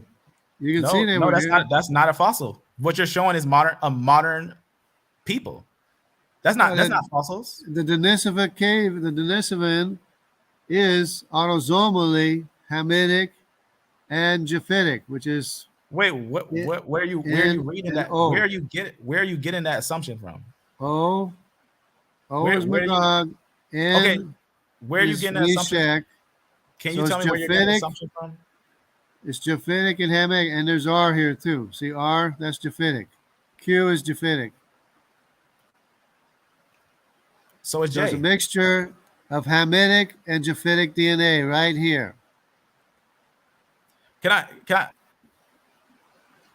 Okay, so but that's not false. Remember, what you're showing is not fossils. Remember that. What you're showing is not But fossils. It's modern people. I can show you fossils of D. People Where's D? descended from the people that used D to is in the live Levant. there. I mean, it's people Did you know the fossils area. of D is in the Levant? It's not like people have been moving around a whole lot. This is a huge population that's actually larger than this, but it's concentrated in this area especially. But this is the area of the Denisovan cave where there's the CY chromosome, the DY chromosome, both of which are Hamitic, and the N and the O. Okay, but you understand that one that's not the exact cave. Those are not the exact. That's not the exact place of the cave. And one and the and Q one and two. and the R. It is the area of the Denisova cave. I'll go back there. Go ahead. I'll go back there and show you. Because what you're pulling up is modern genetics. Modern genetics doesn't matter. Who was there in right here. ancient times. See across Yes, it does matter. Japan? Absolutely. That's ridiculous. Japan, That's like saying that's like for someone to say the area what I was showing right across from Japan. If the Greeks ruled, if the Persians ruled, if whoever you can't say ancient civilizations don't matter. You can't say that. You can't say that. You can't use modern people today and say that that's where they've been all the time. The point being is that usually when there was an ancient population there in the past, there's people there living today that have that Y chromosome. That's the point. But that's making the assumption that there is no migration. Especially with that many people in one area with both Hamitic and Japhetic Y chromosomes, such as the Q, the R, the O, the N. Okay, but was D ever by the Caucasus Mountains? and the C and the D. Was D ever by the D is Caucasus Mountain? Havilah. D is Havilah, the descendant of Cush. Havilah. Okay, Is that's in just the, making a guess. Where's your source for that? Andamanese. Okay, wait. Do you have a source for that? The Do you have a source? Andamanese, yeah, because Do you have a Havilah went. source? Do you have a source Because that says that Havilah they are went to Hamites? the end of the Havilah went to the ends of Okay, the do you earth. have any source for that? Do you have a Yeah. source for that? Can you, Yeah, can you because pull it up? Havilah went. Pull up the source. Pull Havilah up the went to source. the end of the earth. It's ancient Can you history. pull up the source? Havilah. You've heard Do of you have a Havilah, source the for that? land of gold? Where's your source? Can you pull up a source for that real fast? Can you go to a source and, No, and not read real that? fast. Not real fast. You just have to look up Havilah. It goes to the ends of the earth. This is the end of the earth right here. Any Isn't that farther, you'll something? fall into the Pacific Ocean. So it's just guesswork. Well, that's the land of Havilah. Isn't that something? Can Matched up, I show you? Can I matched show you up, something? matched up with the DY chromosome of Havilah, the son of Cush. All right. Who All is- that was who fun is and all. Hamitic. Let's talk fossils now. Who is Let's- Hamitic? Can we talk fossils? Can I show How you my about, screen? how about let's talk about the Olmecs? You've heard of the Olmecs, right? Yeah, let's. Can you Yeah, show you my screen? yeah. Why do the Olmecs look like Pacific Islanders? We don't have their haplogroup. They're just Why do? And in Why fact, do? let's make it. Let's make Yes, this we clear. do. Right here. This area. We See don't, this here? we The don't have their haplogroup. The CY chromosome is in this area That and all the doesn't way mean down. that does not mean that we can remember. Just because one group goes into another place doesn't mean they pinpoint to an exact culture. You can't say just because we found J somewhere Well, in you can Asia, if they must you be. can if they have the Semites. same apparent a Polynesian appearance as the Polynesians. If they look the same as the Polynesians, and if the Polynesians You know why have they look the same? In fact, let me make if sure the I educate- Polynesians have the same C paternal Y chromosome Watch as this. Watch this. Okay, as so the people Africa. in Central. You Let me see show you- Africa? Do you see Africa? Let me show you another map. No, stay on that. Stay on that map. No. Let me show you another map. Let's come on. Let me Let's show you focus another on map. Here it actually is right here. edifying people. Let's focus on edifying people. That C is a modern C. That's a modern C. It's a no. Yes, I it don't is. It trust is a modern C. no. I've seen this map before. This is a modern map. This is No, a you modern see map. this? Yeah, You're that's not people looking living. at fossils. You're not looking Right. at fossils. Right, exactly. These are people living today, right? How far is this from the Olmecs? Pretty far.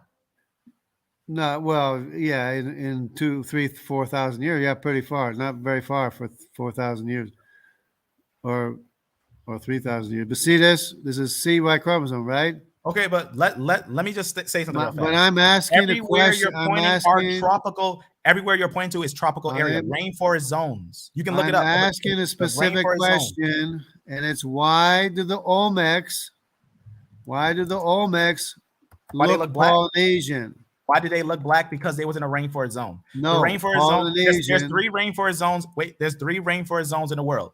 Africa. No, listen. Yes, there is. You can look. I'll show you. Can you see this C2 here? Polynesian C2. They have the same common ancestor as the Olmecs. There's C2 in Polynesia, C3 here in South America.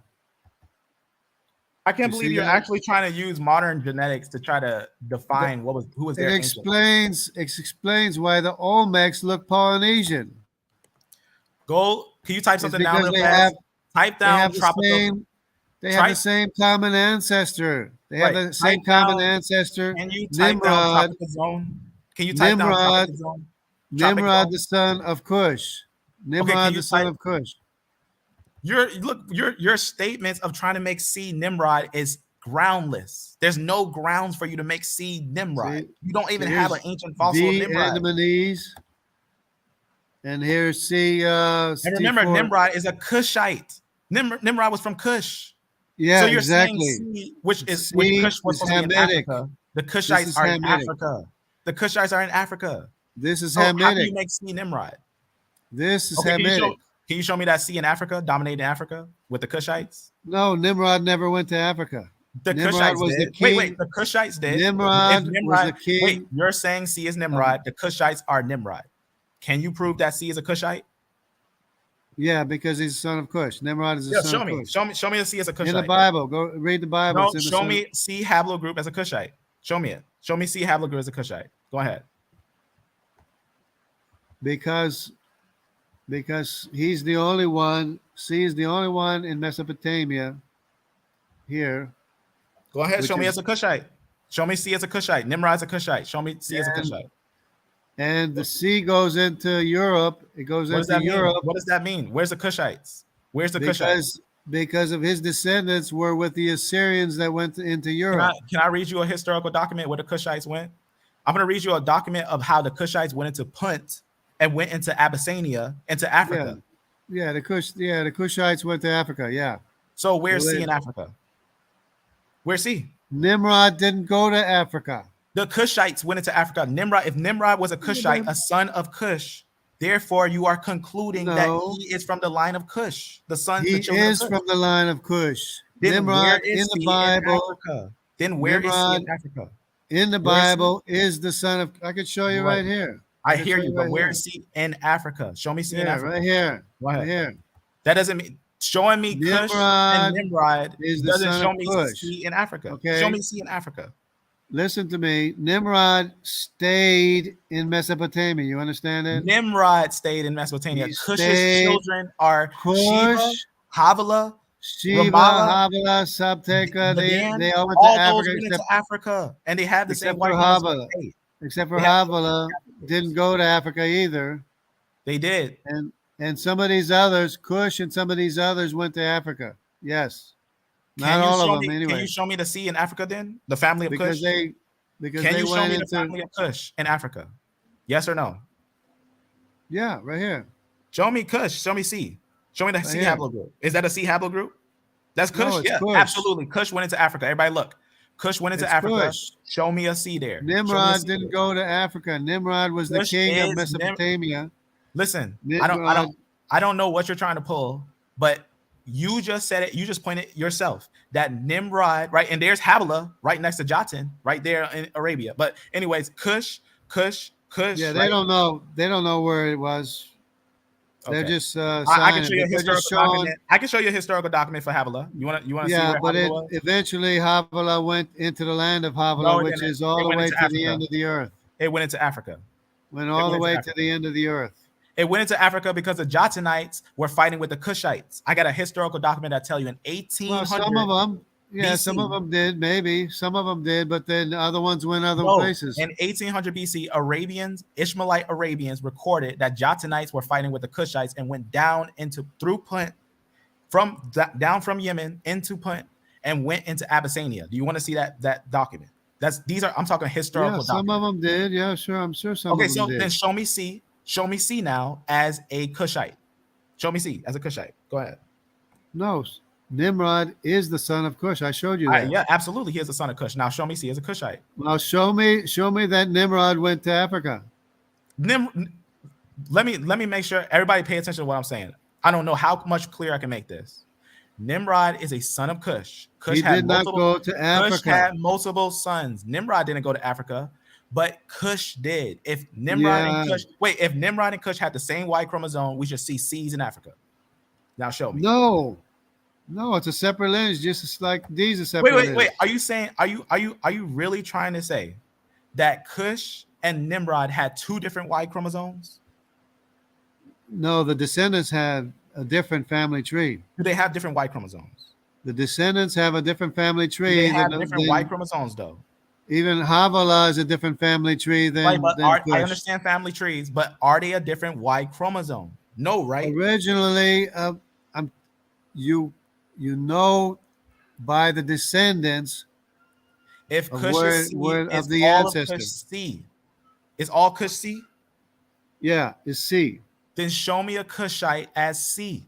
Show me a Cushite. No, not Cush. Nimrod. Nimrod is C, not Cush. Nimrod was one person. No, Nimrod, in fact, you came and showed me a C in Iran and Iraq. Show me a C in Iran. Yeah, they're here. They're all the way here. Show me a C in Iran. They're all over. Show me it. No, show me a C. No, you look for it because they're all. No, I don't need to look for it. C went into Europe. It's your point. You got to prove it. You got to Yeah, prove I it. already It's your did. statement. I already did. C went to Europe. I already Show me. showed you. Everybody pay attention. Show me the C in I Mesopotamia. already showed you. Okay, show me I in already Mesopotamia. showed you. Show me in Mesopotamia and in Kush, the land of Kush. Right Go here. ahead. Right Okay, show here. me. I already showed That's you. not Mesopotamia. That's not Well, Mesopotamia. he had to go through. He had to And that's go not through. that's not He had that's to go not through there to Mesopotamia. get to here. He had to go through there to get to here. And besides, it's down here too. Can you show So, me them in see, Mesopotamia what's though? this? What's this? What's this? The What's that? Hittites? Oh, that's G. Is that can you show me them in Mesopotamia though? I'm not talking about the Hittites. I'm talking about Mesopotamia. Mesopotamia, It's where Nimrod he's was. on for you to this conclude that's side. Nimrod. He's on this side. He's on this side. So of course he had to get from No, one where is he? place to the other. Wait, where is he in the Mesopotamian area? Show me him somewhere He between was the the two rivers. king of land of Shinar. You can't show me a C as Cushite, and you can't show me a C in Mesopotamia. Yet you want to say that C is Nimrod, and you want to say that C is Cush. That's what I'm saying. You don't have actual sources. You're not relying on sources. Yeah, I'm showing actual human history, Can you show me a source? and I'm Look, showing you. I just want everyone to know. I may sound I may sound rude in speech, but I acknowledge I love this guy. I love anyone who loves Christ. I love him. But I'm just saying that people need to stop talking, saying stuff without sources. I see people, for example, a lot of people conclude that I'm a Hebrew Israelite because I'm black and I talk about Bible and I talk about genetics a little bit. But a lot of people talk about genetics and different races, and my haplogroup is actually R. But the thing is, if we just conclude based upon imagery, because you're not looking at the tropical zone, you got to know about the tropical zone. That areas of Africa, it's areas of genetics Africa, Trump. right above Australia, and right Genetics into Trump. of Who Mexico and were South the first? America, Were the tropical first zone. Europeans darker? Were the first Europeans darker? Yeah, yes, they were. Okay, Yes. that's because of Nimrod. It's because of Nimrod. How that And makes the CY chromosome. I want And everyone the to pay attention to CY that. chromosome that senseless went into statement. Europe. That statement was senseless. That And was the a senseless CY statement. chromosome that went. That's the People reason are why they were black darker. because of Nimrod. People are That's just the black reason because of why they Nimrod. were darker. Because of Nimrod.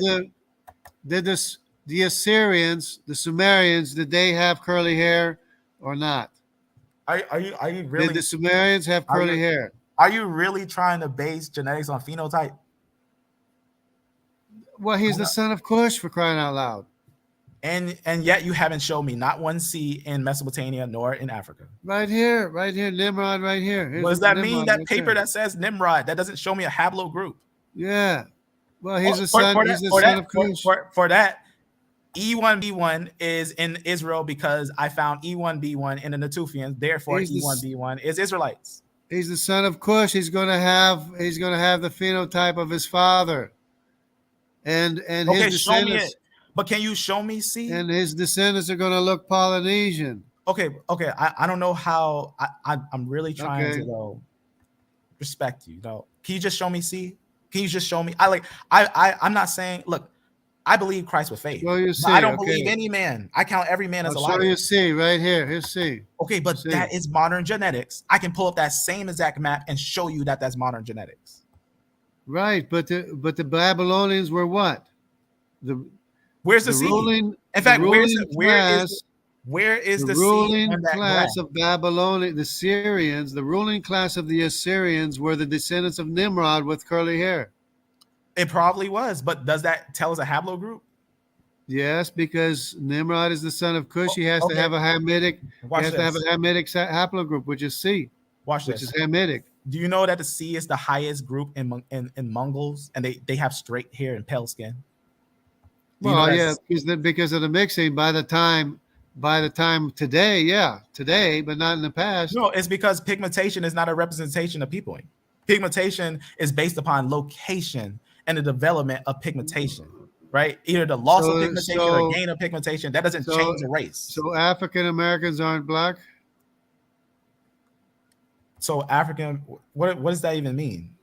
That African Americans are black. Oh, African Americans must not be black then, right? Well, okay, let's also make They it must known not have. They must not have let's African also- features, right?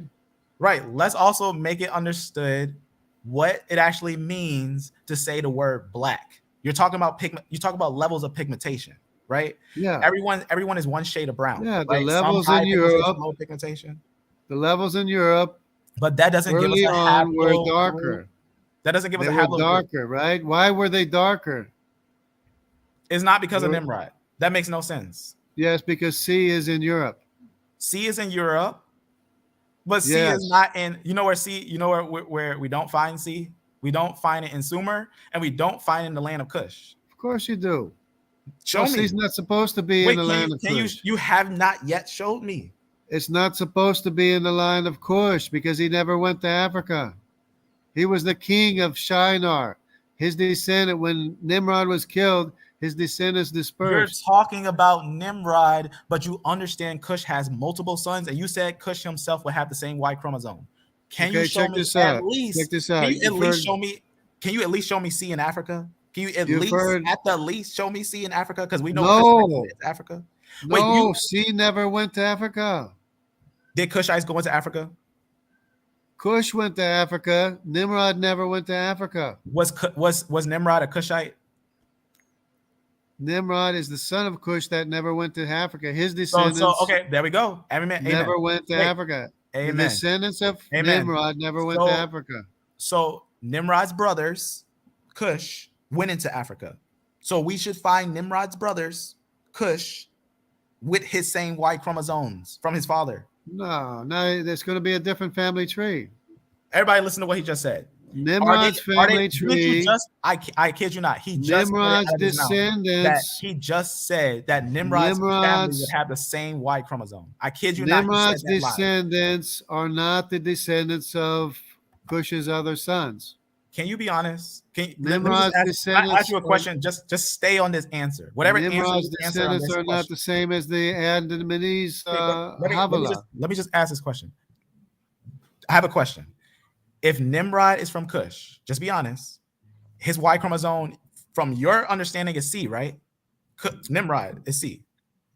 Nimrod's descendants have the family tree of C, Okay, so Nimrod is C, which is not the descendants of Andamanese nor any of other right. Cush's And, other and sons. looking at Nimrod's tree, D-Dan went into Africa. I can show you that with a source that D-Dan went into Africa. If D-Dan Absolutely. was a brother of Cush, right? Absolutely. What haplogroup is he? He has his descendants have his own family tree, which Okay, is they not all- the family tree of Cush. I mean, not the family tree of Nimrod. I think you're confused. And Because it's not you the just said- it's wait, not you the just said family yourself tree. that they are from Cush. It's Are not they the not from family Cush? tree. No, the Cush's family tree splits into all the different sons. Okay, everybody pay attention. Watch what I say here. Watch what I say here. What haplogroup was Cush? Well, haplogroup was Cush. Go ahead. What haplogroup was Well, Cush? you can't. It was A and B. So if A and B is Cush, A and B doesn't make CT. You sure it does. Show me an A and B making CT, and I'll show you an out of Africa design. That's false. And we just confirmed that. We just confirmed that A and B doesn't make everyone. So how can an A and B make, No. right? How can an A and B make another lineage? How can A and B make another lineage? There it is. Look at that split. If Right Cush here. Is, no, if Cush is A Look and at here, B, look at how's this. it going to make a See? C? Look How's at it gonna this. make Can a you C? see that? Look at this. See? What haplogroup is Cush? That's the split. Right there. This is the A line. This is the C line. That's not what the A. No, it's not. Zoom out. Zoom out. Stop playing. Zoom No, out. it's That's the A, CT. That's that. What you're pointing at. You know what that's That's what you're pointing A, at. That's CT. That's and this CT. is And I can C. show you that on another chart. Because what you're This is using is C. Simmons. You're using Simmons genome project design, but that same design, everyone knows that F makes all the other lines, and that D and E and A and B are split at CT. Yeah, you're going by the evolutionary. No, it's not evolution. Ancient It's DNA not evolution. and stuff We like that. just ancient talked about DNA. it that we know that A and But B see, doesn't make. the problem no is clear. that I know for a fact that Nimrod is Cush's son. I know that Okay, for a okay, fact. okay, great. I know that let's Havilah. make the I statement. know Wait, make Havilah the- is Cush's son. okay, make the statement. Is Cush C? And all these other Wait, lineages are answer Cush's. this question so that everyone understands. Is Cush C This is- haplogroup? This or is is it- Cush's like right here. All these Okay, descendants but are Cush's if Cush- descendants, others descendants. Okay, that these- one that makes no sense. These are descendants of Cush. These are descendants of Cush. if all are you saying that D, E, is Cush? This is probably these 3 lines. See these 3 lines here? This is probably Mitzrayim, Put, and Canaan. How can it be Mizraim when you said that that tip right at the top, at that node, point at that node, that V shape. At the bottom, that node right there. Yeah, point at that node. Point at that node so we can verify it. That node you just said was Cush. You just said that was Cush. Well, Cush is like Cush, this line here, right? Okay, these are other lines. These are other lines. Cush? Which one is Cush? You can't keep switching. You got to stick on one. Which line? One, the Cush? A and the B. Okay, the A and B doesn't make A and B doesn't make anyone else. Only A and B. Okay? And these are all the same lineages from Ham, but they separate into different lineages under Mitzrayim, Put, and Canaan. You're confused. C. Point at C. Point at the line for C. At the tip of C.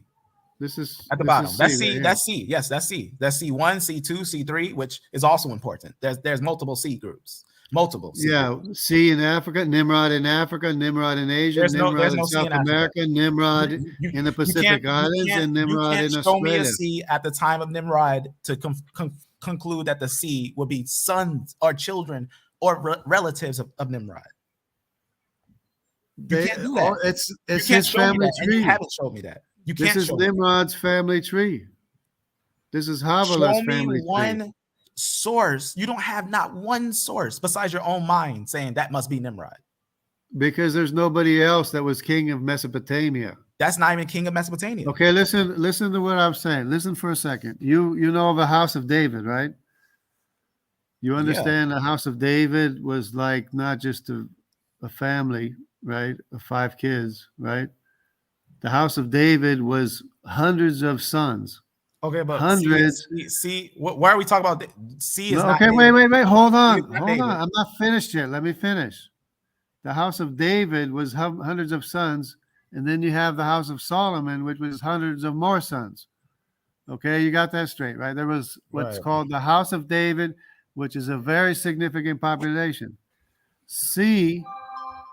Go ahead. This guy here, whoever is C, is Hamitic, and he's the only one. Yeah, you have not one source to show that. Not one. You have no source to show C as Hamitic. Yes, he's the son of Cush. And no source though.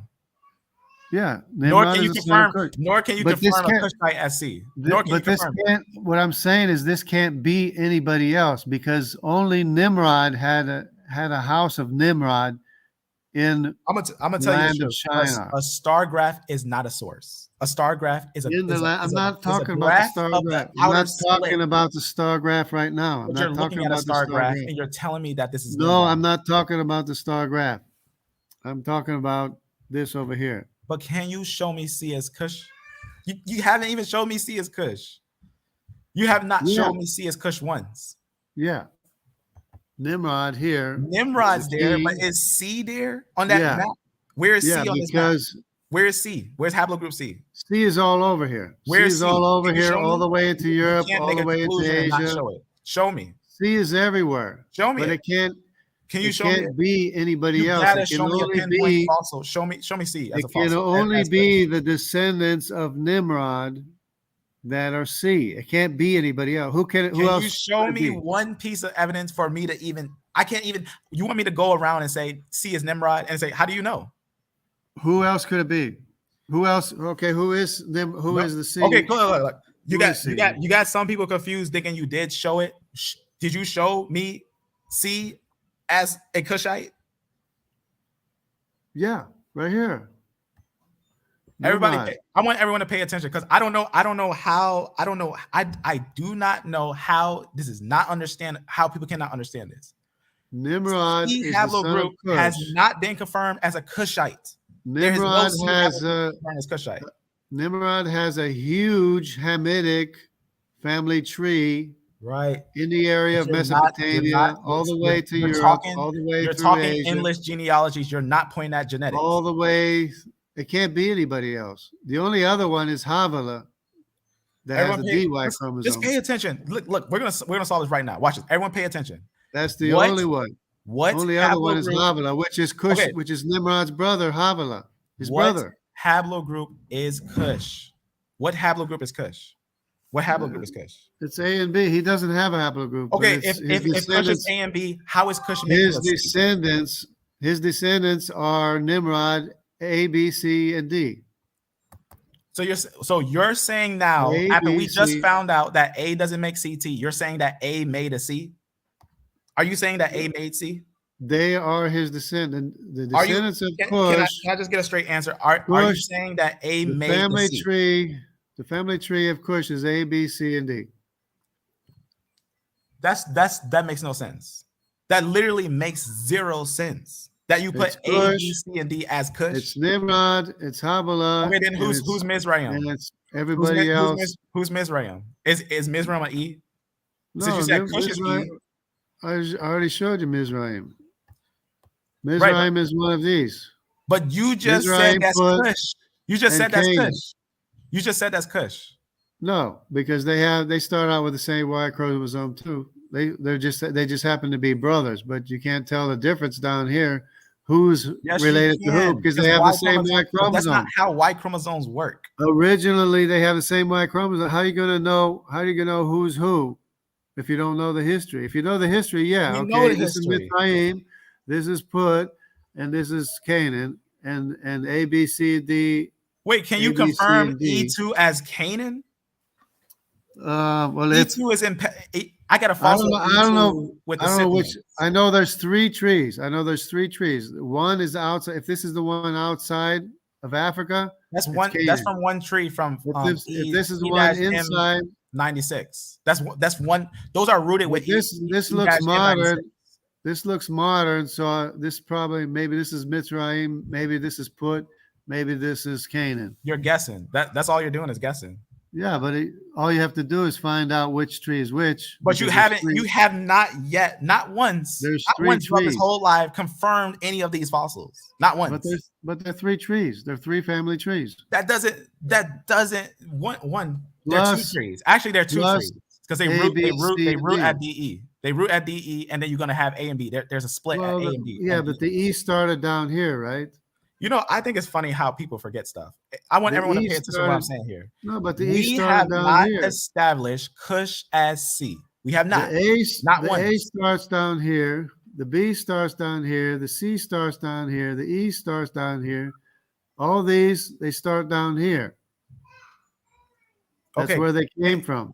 That's where they came from. Ham. Can you just okay? Let's move forward because you're not gonna show Ham. You're not gonna show C. You're not gonna show C as Kush. They all came from Ham. You can't show me them coming from Ham. B, C, and D. You can't show me them coming from Ham. Show me the node. E came from Ham. E1, B1 came from Ham. What's the node? Can you show me the node? Can you show me the node? They all came from Ham, right here. But are you listening to me? What I'm saying? Can you show me the clade? They came from the same location, same. Can you show me the clade of the split? Because this is genetic distance right here. Genetic distance. Can you show me the clade? This is genetic distance. Okay, are you listening at all? Like, I don't know how old you are, but listen to what I'm saying. I need you to show me the split of the clade. Show me how A, B, C, D. How they're we can't trust. Wait, show me the clade. You don't trust it. You don't trust it. Show me it. Show me it. Look. We did this to examine. Look, listen. You don't trust it, and neither do I. So that we can have an edifying conversation. We did this to examine the split. Show me where it splits. Go ahead. You don't trust it, and neither do I. Okay, show me. Okay, then you can't just say a split and say that's where they split, and that's where I trust. You got to show the split. You actually have to show. I'm going with the known population. Okay, show me the node where it splits. And C is a known population. You know, and C3 is missing from here. Yeah, C1, C2, and C3.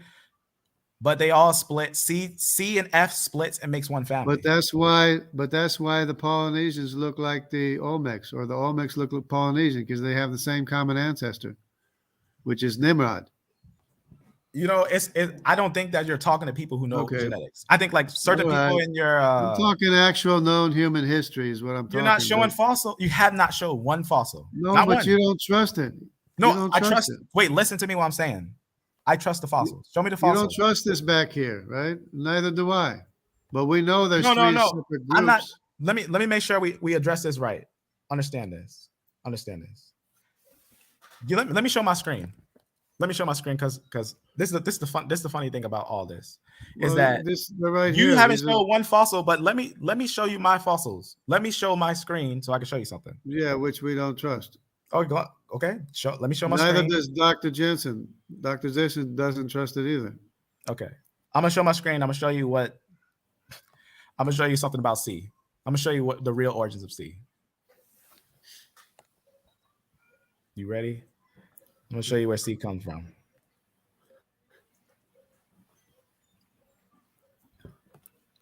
Okay. This is lots of fun. Anyway. All right. So I think it's just one of those things that it's not your fault. You know, you're trying your best to understand it, and you're working on the modern information. To conclude, not modern, ancient civilization history. That wasn't ancient civilizations. What you showed wasn't ancient civilizations. The sons of Noah, grandsons of Noah is ancient civilizations. The grandsons of Noah. That's what. Right, but the charts that you were showing. For example, look at this. You know what you're seeing on this chart? What haplogroup you think this is? This is D and E. Everything that you see on this chart is D and E. In fact, which you don't trust, Dr. Jensen. No. These are fossils. What you're seeing here are actually separate genetic studies put on one paper that's showing you how D and E split in the Middle East. And which is contaminated.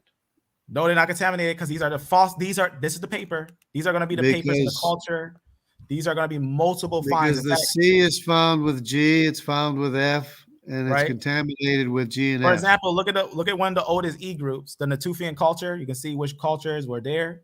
You can see the E group and look where they are in the Levant and look how old that is. It's BC time frame. These are fossils. This is how you actually look at real genetics and try to connect it to historical documents. You look at the fossils. You actually look at the fossils. Other people who see this that actually understand this stuff, they're going to say that you didn't show any fossils. You were showing modern genetics. Here's another E over here. E groups are all in these areas. That's actually the real understanding. Which is contaminated with other DNA. No, it's not contaminated. That makes zero sense. That makes zero sense. You have no source to prove that these are contaminated. You have no source to prove they take and make up DNA genomes from dust, from dirt. That's obviously not true. That's a fact. They don't take dirt. They take dirt. They take dirt and they get the genome. They sequence the genome from dirt. That's the new thing. I can debunk you with showing you how they drill. You know where they actually get the genetics from? Inside the skull. They get it from a certain areas. From the ear bone. The DNA. From the ear bone. They go into the ear, get it out the ear, or the teeth. They get it from the teeth. But you don't know if there's other Y chromosomes around there, it's contaminated. If especially with it, only with depends, somebody nearby. Because the L and the T are close together, and they have them hooked together. The M because they were from one father. The N and the O are close together, and they have them together because they're from one father. And the R and the Q, they have them together. What you're talking about is You're talking about monophylactic families. But let me show you something. Here's C. If it's cross-contaminated, you can't trust the results. Okay, well, C is an Indo-European lineage. C actually developed in the areas of Europe. This is a map. You see this map right here? It's very easy to cross-contaminate. Especially when you connect C with G. Especially when you connect C with G, which is DNA that's inside the skull. It's not easy to mix genetics, and when you're pulling genetics from someone's skull, it's not easy to contaminate it. And in fact, most genetics are not contaminated. What is your conclusion to conclude that the fossils are contaminated when they're actually pulling up they're sequencing the Y and the Y DNA and the empty DNA, and they're pulling up the genetics. So when you see the fossils with their genetics, it's just the fossil. It's just conspicuous that you connect the C with a G, you connect the D with the E. That's just conspicuous. Because D and E was one. The YAP lineages were one, and the CF lineages were one. Well, it's just G- conspicuous. Just No, GHIJK is one node. HIJK I'm is just one node. skeptical. IJK is I'm a node. skeptical though. We just seen it. When you have findings seen like it, that connect F people that through were R is together. one family. F through R is one family, and we can look again at what you was showing. Remember, what you were showing was not showing the root lineages like BT and CC, the actual the way that the people are connected, right? Everyone knows even if you look at that unrooted chart that you showed, But F makes but all those I lineages. already know. F is the No fault of matter those what you lineages. say, I already know you're wrong because you deny the Cohen modal haplogroup and the Judaic J2Y chromosome. So I already know you're wrong. No, I'm not wrong because J is confirmed J is not Israelites. J is not Israel. I'm sorry, but No. J are not ancient Israelites. It's been You're saying times. the Judaic people are not descended from David is what you're saying. I'm telling you that majority of the Ashkenaz are a mixed company. Yes. Majority of the Ashkenaz, yes. Majority of the people today who are Jews are Jews by religion, not by race. A lot of them are Jews by religion. There's multiple Y chromosomes. It doesn't matter when they race. suffered as Jews, specifically as Jews and no one else. Just people suffered. Descendants of Judah. Slaves suffered. And lots of my people suffered. A lot of your people suffered. A lot of people suffered. That doesn't change. That doesn't change genetics. Male Y chromosome, the majority is J2 in all Judaic populations. J2 is Indo-European. No, it's Judaic because it's in the Judaic populations. If you deny that, you're wrong. J2 is in the Ashkenazi community, but in a small portion, only like 10, 15%. And the Sephardic and the general Jewish population. Some 20%. Like, for example, is higher in the Turks. Like J2 is very high in the Turks. Like right here, here's the Iran Turks. Because they were pushed into the land. They were pushed ancient north. Turks were J2. They were pushed out of the land of Judah. They were exiled the same as the Israelites were pushed north. The Judeans, the Jews, were pushed north out of the land of Israel too. What are you talking about? Are you talking about the 14? Are you talking about? I'm talking the J was confirmed Turk in the 1400s in the 2014. No, they're all Jews. J2 is all Judaic. J2 is found or some descendant of Abraham, or some other descendant of Abraham, or otherwise Hebrew. So again, J2 was confirmed as the Sea peoples. The Indo-European Abraham was the Hebrew. No, the Sea people is T of Javan. Can you show me a report of that? And I'll show you a report of the Sea people. I'm just saying I think that it's important to tell the truth. Tell the truth. The Phoenician, the majority of the Sea people, the majority of the Sea people that made it to America is G, which is the Arameans, which were in the area, and the T. The Sea people during the time of Ramses that went into the Levant, that Ramses settled in the Levant. The Sea peoples, right? We know that the Sea peoples, consisted mostly of T. R1B, T, no, they didn't. Q, G, J1, J2, those are the Sea people. Make sure you see this. All right, so everyone, look at this. I'm gonna show you who the Sea peoples are, since everyone's guessing, everyone want to guess, and no one want to look at fossils, and it's just ridiculous just to do it like that. But let me show you. Which one of the grandsons of Noah? Which one of the 16 grandsons of Noah was a Turk? Which one was a Turk? None. Yeah, I'm going by the ancient civilization, 16 grandsons of Noah. And I want to know which one of those 16 grandsons of Noah was a Turk. They weren't Turks. They became Turk. The Turkish lineage is a later lineage. Okay. Case closed. I'm talking about ancient civilizations. The original ancient civilizations were from the 16 grandsons of Noah, which I showed you already. Right, but what you're not understanding. So you can't even define. No, I can't. You can't even define a Turk. We have to make sure we are understanding what is a Turk. You can't even what are you define what a Turk is. Yes, I You can. can't define which grandson Yes, I is. can. Absolutely, I can, because that is grandson? what we focus on. A Which Turk, grandson? a Turk. Say it one more time. Which one of the 16 grandsons of Noah was a Turk? Look, again, Turks are later, right? A Turk, what a Turk is, the Gog Turk Exactly. the So they Gog were Turk mixed is anyways. So the they're Gog not Turks they're is not a a genetic of group. individuals that mixed very early on. So they're mixed, but Israel wasn't mixed with the Y chromosome. Didn't mix. The maternal lines mixed, but not the Y chromosome. Not the sons of Israel. Every one of the sons of Israel came out of Egypt. They came out of Egypt, amen. They came out of Africa, Egypt, amen. But you know where Jay was at that time? Because they went to Egypt from Mesopotamia, from Abraham. They went to Egypt. I'm going to show you who the Canaanites are without a doubt. They went, the 12 sons of Jacob went to Egypt, and all 12 came out of Egypt. All right, so listen to this genetic study. Continuity and admixture of 5 basically talk about the ancient Canaanites, right? This is going to be the real Canaanites. What genetics do we have as ancient Canaanites? Here's just the answer. I'm gonna give you. I'm gonna give you the M123, which is the Z830. In addition, the 2 Scythian BA males carry the Y chromosome haplogroups of JP58 and J2, which means that actually the Scythian BA males, the Canaanites, are actually J. No, the C people are actually J.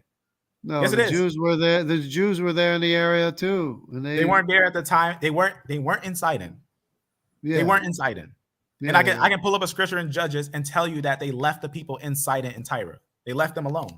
They left the people alone in Tyre and Sidon. Well, that was the one that was buried in the sea, wasn't it? No, you're talking about something way later. I'm talking early on. I'm talking about when Joshua was going about in the place. So you think the Israelites didn't settle in Sidon? So you think a Hebrew couldn't have been there? The Hebrews weren't in Sidon. Abraham was a Hebrew from among the Hebrews, descendants of Eber. They were the Hebrews. Abraham was one of the Hebrews in the area. In the area, not in Sidon.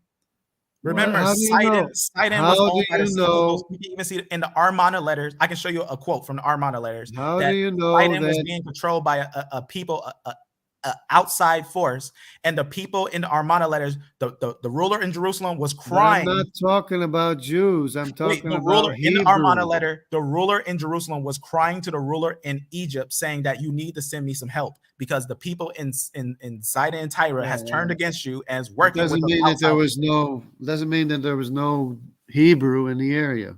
No, there wasn't, because the Armana letters was before the people got out of Egypt. That was at the time when Israel was. The timelines all messed up too. The timelines. No, it's not. The Armana letters. Okay, look. No, the Armana letters were before the Israelites came out of the wilderness, even before the Exodus. The ages of these estimations are way off, anyways. Not the Armana letters, because we know the rulers. Because Israel was at peace with the Phoenicians. Not at the time of the Armana letters. No, but you don't know what time it was. You don't know what time that they were buried. Let's go to it. Let's go to the Armana letters. You don't know the accuracy of the aging, the dating of those. We do, because the rulers. Because the rulers that were the rulers that are mentioned in the Armana letters, they mention Hittites. It mentions that the Canaanite ruler of. Remember, there were Canaanites in Jerusalem before Israel got there. Remember that. Canaanites, that was a Canaanite in Jerusalem that was in the Armana letter. It's also about the Phoenicians. You're saying E wasn't in the area. I know you're wrong. I'm telling you. I know you're wrong with that. E1B1A was the Canaanite. E1B1A was the Canaanite. I know you're wrong about that. Wrong about what? About E not being in the area. E1B1B was there. Of course it was. And why was E1B1 there, but E1B1A not there? But for whatever reason. Because E1B1A are the Israelites. But J2 and J1 are not, because they were not. No, They were not in no, Egypt at the time. They are no. found to be the sea peoples of The Sidon. colon That's what modal this study was of the haplotype Canaanites. is This was of the people J1. 3,000. This is a long time ago. Before this The is going to be Jews are about J2. this is about 1700. This is about 1700, and it's actually letting you know that the people that was found at this time were not Israelites. They weren't Israelites. No, you're building a story trying to prove. No, that's your what. case. Okay, let's go on. In fact, you know what they look like? Do you know what their phenotype looked like? They were black. They were black, and we know that they weren't there before the Netophians. Because they were Hamitic. The J group. They were. This is JP58. No, the Canaanites. The Canaanites were Hamitic. Yeah, and you know what's interesting about that? You know what's interesting about that? The J group is that group of the Canaanites. The J group. Here's the study. Here's the study with the actual, and you can see the mtDNA. It has H. There's an mtDNA. Yeah, that's in Sidon. Look, No, this is in Sidon. Judah is not a This Canaanite. is a picture of this is the Canaanites. The house of David is not a Canaanite. I'm sorry. That's Canaanites. The descendants of Solomon aren't Canaanites. They're not Canaanites, but these are. This is gonna be Canaanites, ancient Canaanites, present day Lebanese genome sequences. These are the Canaanites in the land of Canaan with the Canaanite culture. This is the sea peoples that came down there. So almost everyone knows that by now. now. The Phoenicians, they were had a treaty with the Phoenicians. They had peace with the whole world. Solomon had peace with the entire world, especially the Phoenicians, who were the sea people who went all the way to America. Right, but these ones inside NBA, they had dark skin. They had dark hair, dark eyes. They had dark skin. Let me finish. The reason why that's important because they don't look like the people today, and also they are going to be the sea peoples. So the people there today, the Mediterraneans there today weren't the Mediterraneans back in the day. Okay. Remember the roots of J. I already showed you that J started in the Caucasus and it went up to Finland and it came down to the Hittite area and it went into areas of Sidon and became the sea peoples. No. Yes, and that's a genetic. What I'm showing you is genetic facts. In fact, let me show you. They even say themselves that the Ashkenazim are. Do you believe this? That I'm saying this, that the Canaanites, the Ashkenazim are 60 to 70% of the contribution. If you believe it, I don't have to go to it. No, the Ashkenazi Jews have the same DNA as the Sephardic Jews. The Sephardic Jews and the Ashkenazi Jews, they have the same DNA signature. So are you saying that you don't believe that the Ashkenaz has a contribution to the Canaanite culture? Is that what you're trying to say? That's irrelevant. We're talking about Y chromosomes. It is relevant. It is the reason why it's relevant because this is what your audience needs to understand. Is that the Middle East is extremely complex and there is historical understandings of certain things that happen in the Middle East. For example, what the history is. We know what the history is. For example, the movement of the Canaanite people, which were the sea people. You know the Canaanites were Canaanites. The sea people were the later Phoenicians, which consisted of the Javans. Before that, there was a Javan T sea people. Oh, the Greek. The Gasulians had T. The T Greek was there before Javan the sea people. Those were the sea people, the Javans, plus the R1B and whatever else. G. Wait, be honest. The T group was there before the J group. We all know that. We know that the T group was there before the J group. But according to actually sequencing, because what you don't know about these 5 individuals, we know they're Canaanites because they're the rulers of the Canaanites. These people that they were sequencing were individuals that they sequenced in a major Canaanite city-state. Very important that they actually found out that J group, just like how they confirmed with the Ashkenazim, they were breaking down the whole autosomal of how that mix was. Well, this is what they found out. I'm gonna read it right off of It doesn't mean that they were the original Canaanites. Okay, well, watch what it says right here. I'm gonna show you the original Canaanites. You know what they were: the Amorites, the Hittites, the Jebusites, the Perizzites, and the Hittites. Those are the Canaanites. Okay, so here's a piece of information. The Ashkenazi Jews were roughly 60 to 70% of the contribution of the Canaanites and the Hittites. That's what this is actually talking about when it's talking about the percentage of the Hittites and Canaanites. A lot of people are actually related to the Canaanites and Hittites. Well, because they were displaced and dispossessed. No. You know about the Yeah. I know you know about the Sea People's invasion, right? You know that when the Sea Peoples came down, they replaced this is an idea of the Sea People's invasion, right? Everyone knows when they look at the study of the Sea People's invasion, they have connections to the Aegean, right? That's talking above Greece. The Mediterranean and Javan. Yeah, Javan and Yeah. that's what I'm So saying. there was an invasion. That was That's an the invasion that T- came from this area. That's the the TY invasion- chromosome right there. Now, why do you have the TY chromosome did trade with Africa, the Horn of Africa? Why is there more TY chromosome in Africa than there is in Greece today? This is talking about the J group. This is talking. Look, watch what I'm I'm talking saying. about the Sea People. I'm talking about Yes, this. and the movement of the invasion The of the Sea Javan- People, the destructions of the Sea People, and Canaan and all those groups, because that same group that invaded and tried to invade Egypt, they were defeated by Egypt and settled right there. So when Israel came out of the wilderness, they was already there. When Israel came out of the wilderness, the Sea People was already established. That's why when you see in the book, it the says Canaanites were there. It The says the Canaanites Canaanites- are basically Egyptian. The Canaanites had like No, they're not trade. Egyptian. Egypt. They did take over. There was a Egypt time frame. controlled that. There was a time frame they entire- took over Egypt. They did take over Egypt at one time. Egypt But they're not controlled all the area of Canaan, all the way up to Anatolia. Egypt controlled. Right, and that's what I'm saying. That they settled. Right, but just because they controlled that area, don't mean they occupied.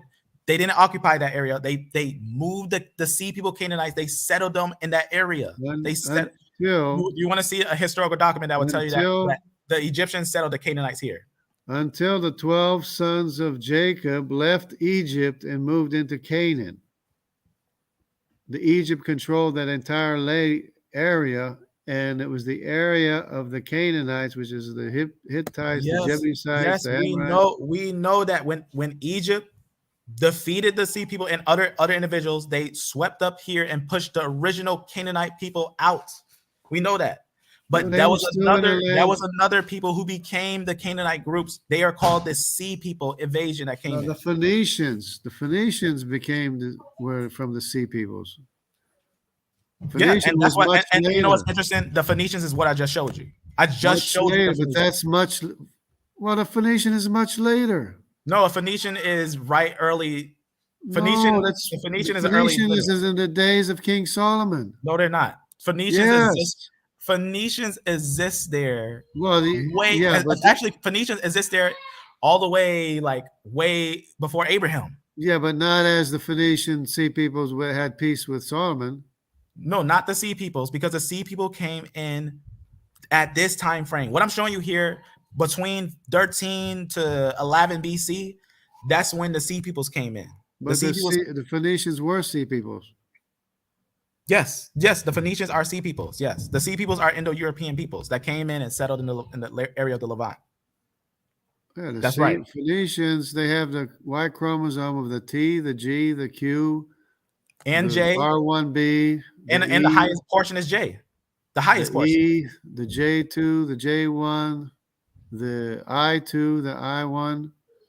That's right, because that's an Indo-European mix. No, because they were at peace with Israel and had trade all the way to America. No, it is confirmed. With Israel. It is confirmed that the Sea People were an Indo-European mix that came into the areas of the Levant. Even they talk about that. They came from the Caucasus and the Zagros, and they basically mixed with some of the individuals that were in the Levant. Yeah, you're making up a story. No, okay, I'm going to show you right now. All right, watch this. I'm telling you what the history is of Israel. Okay, so all right, let me actually show you something. Let me open this up and show you something. What I'm saying. Remember, the Sea Peoples was a mixed company, right? So here's a little understanding. Sea People behind the Philistines were Aegean, including R1 B Yeah, into yeah. R1B, okay, and then T, what G, other groups? Q. Q, yep. J, R1, BT, L. Those are gonna be some of the C peoples that came down, and then the Indo-European females. And B and E. Even B is part of the Phoenicians. B, that's right. In fact, yes, you're right. That's the C peoples. Those are Yeah, the C peoples. you know how I know that? It's because all those Y chromosomes are found in America. The B, the E, the J1, J2, Right, I1, no. I2, What G, I'm showing you is ancient. What I'm showing you Q, is ancient genetics. This is ancient genetics. Q, T, and R1B. They're all found in America. That's the signature of the Phoenician sea people. Yeah, you're right. This is gonna be the C peoples. They also have the Yeah. highest portion of J. Well, I mean, it's been good. It's been good talking to you, and I think we all learned a lot. But I feel like we was- really didn't touch on much. I think for now on, I think for your case, I think you got to stop guessing so much. I think you guess way too much. You don't have enough sources to actually go over them. I'm putting things together that people don't normally associate, like Nimrod being the CY Right, but you have not chromosome. yet confirmed That's T. the key. You have not showed a Cushite as a C. You haven't. You have not showed a Cushite as a C. What do you mean a Cushite as a C? Nimrod was the son of Cush. He was a son of Cush. That means Nimrod would have a C, right? And that means That means Nimrod his was father in would the have area, a right? C. Was That means Nimrod his in the father area? would have a C. Was Nimrod in the area of Mesopotamia and Europe? If Nimrod and is a Asia? C, I want everyone to understand this. If Nimrod is a C, his father has to have a C group because that's how Y chromosomes go farther to sun unbroken. Yes, Y chromosomes go farther to sun unbroken. No, because Nimrod, because Cush is A, B, C, and D. Nimrod cannot have multiple Y chromosomes. Nimrod cannot have multiple Y chromosomes because that makes literally Abraham no sense. does. Abraham does not have multiple Y chromosomes. Abraham is the father of nations. Abraham's the father of nations. Abraham has I and J. Abraham has I and J. He does. He and absolutely he's a father does not. of His I is not Afro-Asiatic. You haven't even shown me a fossil of I. He had 7 Arabic sons. Okay, can you show me I? Can you show me I as a Hebrew? Abraham had 7 Arabic sons. Lot had Amorites. Ammonites and Moabites. I just find it so interesting and how you literally can hear a question. It's like you don't even hear it. It's like Edom you was even the brother of Jacob. Edom was the brother of Jacob. But do you have a fossil? Because what you showed me was multiple mixed groups. What you showed me was multiple mixed group of modern people. But do you have a fossil of ancient Israelites? Right? Because we know Y chromosome goes far to sun unbroken. Yes, that's what I tried to tell you. But first thing on, the colon modal haplotype is the descendants of Moses' brother Aaron. Right. That's ancient. J is confirmed. That's ancient. It's J1 modal haplogroup, modal haplotype. Right, and J is confirmed Japhetic. No, it's not.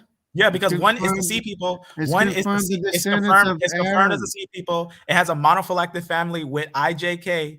We also can find it in Neolithic Greece. Let's look at the Neolithic Greece. They are the direct descendants of Aaron, Moses' brother. Well, what's interesting about all that? You don't believe it. Okay. All right. You don't believe. Because you don't have a fossil to conclude. Here's watch what it says about the study right here. Fossil. Haplogroup J2 is frequent in Greece because ancient Neolithic Greeks were J groups. Why do you think it said that they came from the Aegean?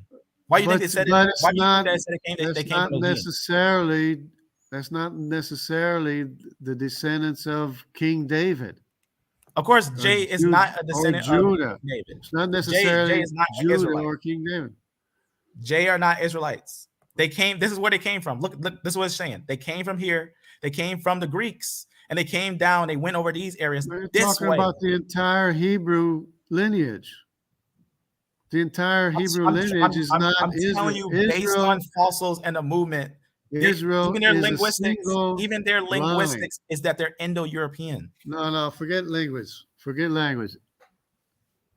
Then you're not actually looking at Israel- information. You're not actually looking at information. Israel You're making guesses. and his 12 sons is a single lineage out of all the Hebrews, which I keep on mentioning to you that there's a whole bunch of them. Yeah, you didn't show me a fossil. You're just saying that I must be Israelites because you're I, and you feel some type of way about yourself. And that's what No, happens. I didn't say that. Sometimes I we didn't say feel like we might be special, we might be something, but we might not be. I didn't say that. In fact, I don't even want to be of the tribe of Dan, but that's another story. So And you I'm call trying to get out of Danite with no evidence. I'm trying to get out of being a descendant of Dan. You're not a descendant of Dan. You're not a descendant of Dan. Your haplogroup is I is an Indo-European. I1 It's an Indo-European. M253. It's connected with from Indo-European lines Scandinavia. and Sea peoples, ancient Sea peoples. It's not a sea people. Yeah, it is. Yes, I is also. No, it's a Indo-European Vikings, but it's tradition. not Mediterranean sea people. I mean, well, the Danites were sea peoples too, but Dan wasn't Sea peoples. Dan was Yeah.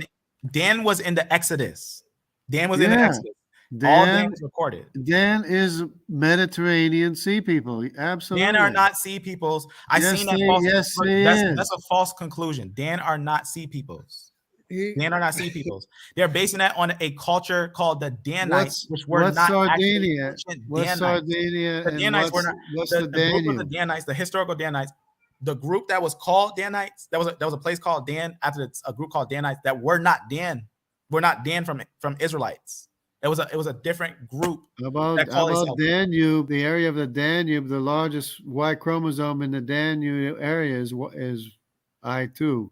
Same with Sardinia, I2. Can you match that with Hebrew language though? Can you match it with Afro-Asiatic? No, you can't. Because you know why you can't match it with Afro-Asiatic? They didn't speak Afro-Asiatic. It's not about language. You're getting. It is about language. Because if you're saying they're Hebrews, there you go. That's the problem. You're confusing yourself with languages.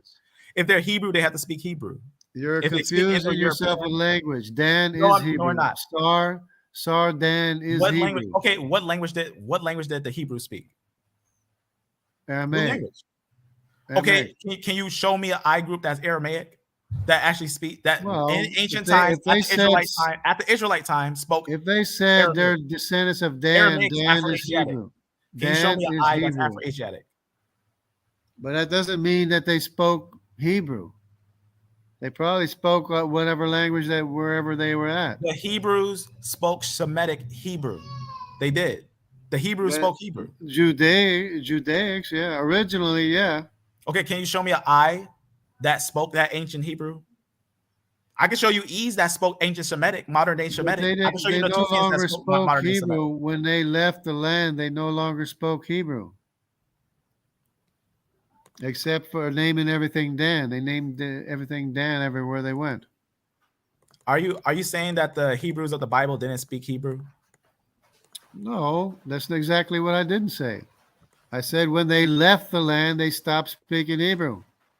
When did they leave the land? What land are you talking about leaving? Dan left the land of Israel and stopped speaking Hebrew. It's not complicated. Wait. What time frame are you talking about?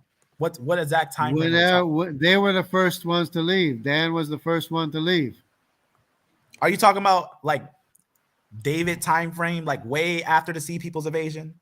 Whenever Dan left, they were the first ones to leave. They stopped speaking Hebrew. That's after the Assyrians. That's after the it doesn't Babylonians. matter when. It was after the days of King Solomon. It does matter. That's what I'm concluding is that it does matter. The time frame does matter. The reason why is because if you connect because your timelines are all wrong anyways. But it was after the days of King Solomon.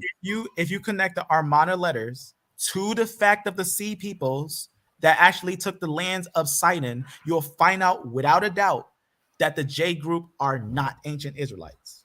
Because they are recorded as being the people of Sidon. The J went all the way to America with the Phoenician Sea people. Okay, but do you know that most of the Minoans and the Greeks were J? In fact, it says probably the elite, the elite. That's because the Proto Greeks were J. That's The because Mycenaeans. they were part of they're in the Mediterranean. They're in the Mediterranean, and the Hebrews went everywhere. Because that's an Indo-European people. The J J are Indo-European. There's no the way around it. Israel is a single family lineage This is their in roots. the They go from the Hebrew Caucasus to here. in the entire Hebrew family tree. It's a They go from single here to here. lineage. This is where J goes. This is J's roots. From Well, here he to can here. go wherever he wants. He can That go means wherever they he are wants. Japheth. That is Japheth.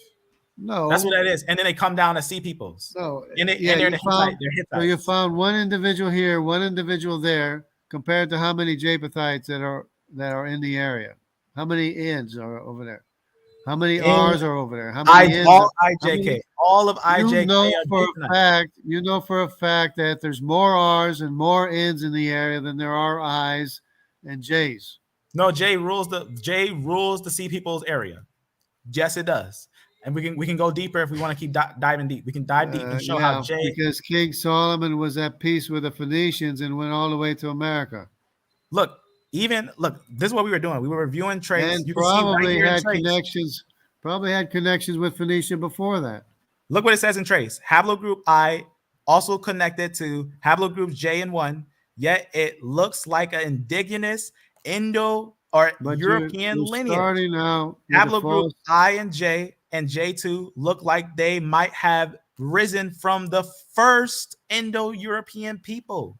You're From starting out with a false assumption. no, that's Because based on fossils. Jensen is basing that on fossils. no. Jensen hates fossils. He doesn't like fossils. No, that's fossils. These are these. But, This yeah, is but he actually doesn't fossils. like. He You can doesn't actually trust find the fossils ancient DNA. right there He- and here. He We got doesn't trust multiple ancient fossils right DNA, and neither do you, because you don't agree with the. here. He does touch on You don't ancient agree DNA. with the fossil findings either. Wait. He does touch on ancient DNA because how we know that's true? How we You're know he does touch picking on and ancient DNA? choosing which fossil DNA that you want to go by. You're picking and choosing which one you No, like, it's which not. one you don't like.